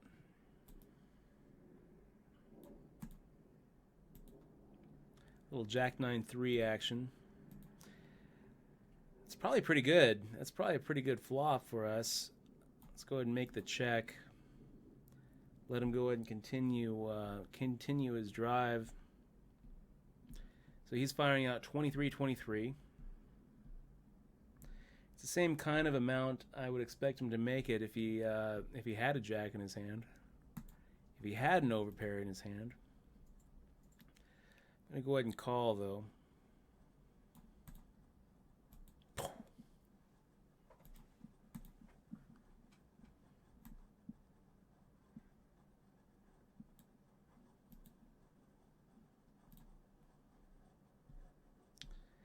Now it doesn't matter. We're gonna take over the boat. Now we hope that he has a huge hand, and then we're just going to crush him here. He checks back.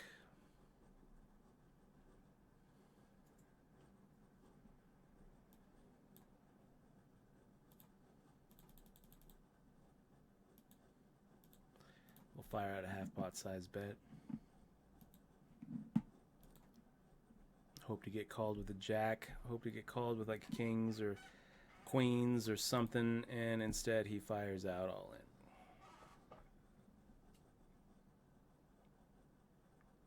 That's fucking brutal. Fucking brutal.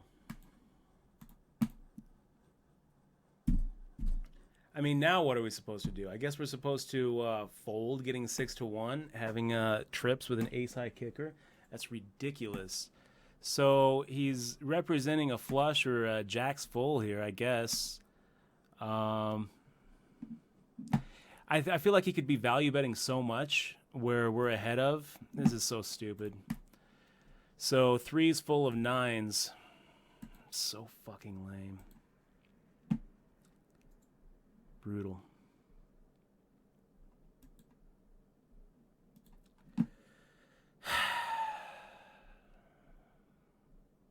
You guys want to hear what he had to say about that? We'll put it up. Now we're at 9.5 big blinds. Gosh, that sucks.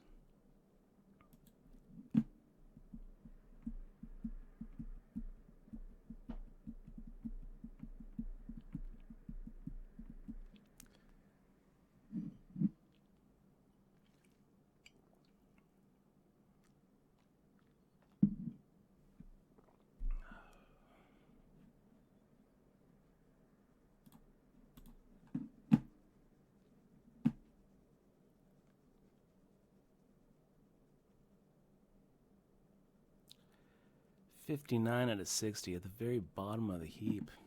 Very bottom of the heap. Got our work cut out for us, guys. Work cut out for us. Draft better, by the way. It's good to see you too, man.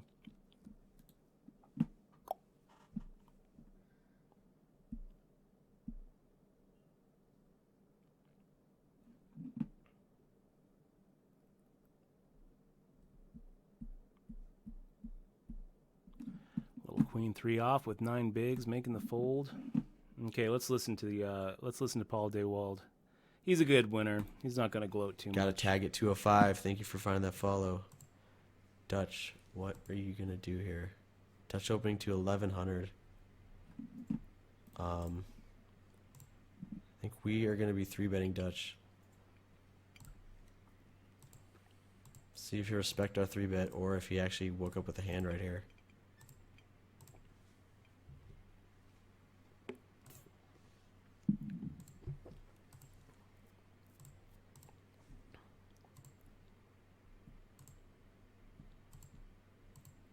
Ooh, it's a pretty good flop for betting him with 3s. He's not going to like this. No, I didn't like that. I mean, I don't go out of my way to go after Dutch, but we are just playing poker. He was drive. So Let's he's bet firing 2-3, out 2-3. 23. And 69.50 here. See if Dutch will spew to us. Will we spew? Sure. If he min raises us, I might quick call, make it look like we're on a draw. Oh, he just calls. Okay, so now I think I'm going to be checking back here and hoping that he piles the river. Wait. Do the whole time thing that he does. So no, I'm going to check it. I should have folded. I should have fired out a half pot bet and just folded 6-1. Just folded the 9. Come on, Dutch. That would have been the champ move, right? I think that we have King Queen or something like that here.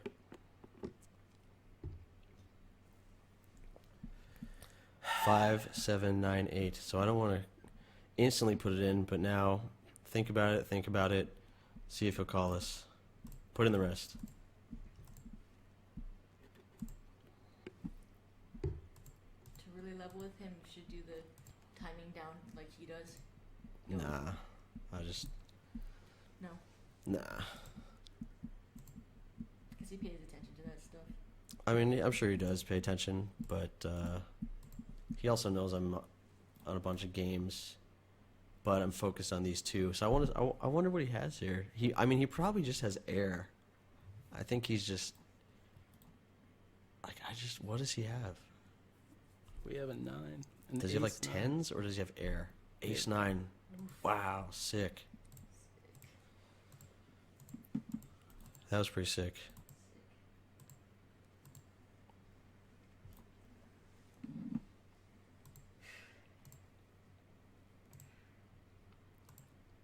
Yeah, that turn sucked. It would have been a great fold. I would have felt really good about the fold, you guys. Just didn't make it. Just didn't have it in me to fold trip nines, ace kicker. But you know, the river was kind of a chill card for him.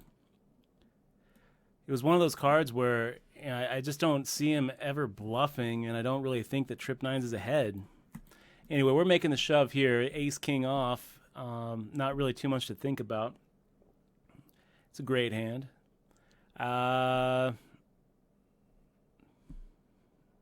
Festus making the call, and this is kind of good. I guess we want everybody to come along for the ride. Come along for the ride, Beast Reaver. Why not?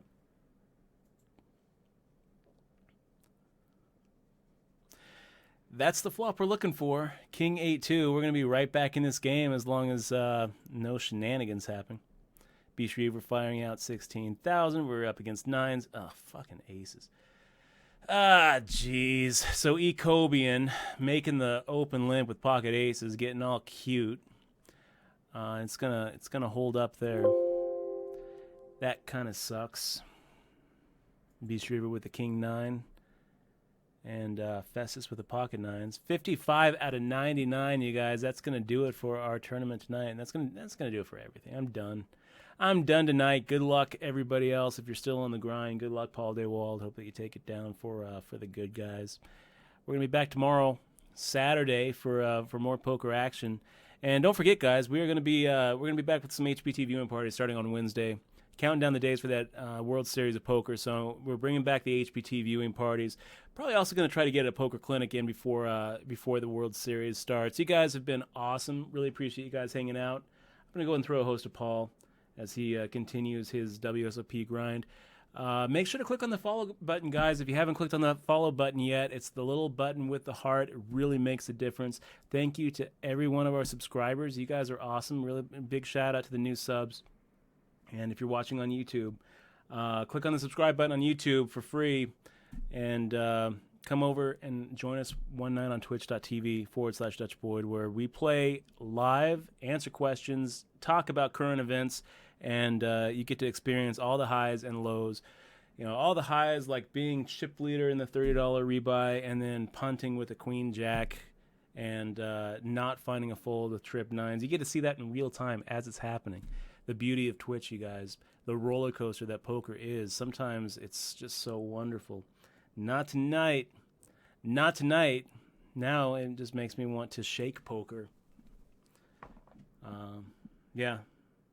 We'll see if the rest of our weekend goes well. Guys, make sure to join us tomorrow. Click on that follow button and enjoy your weekend. Be safe, you guys.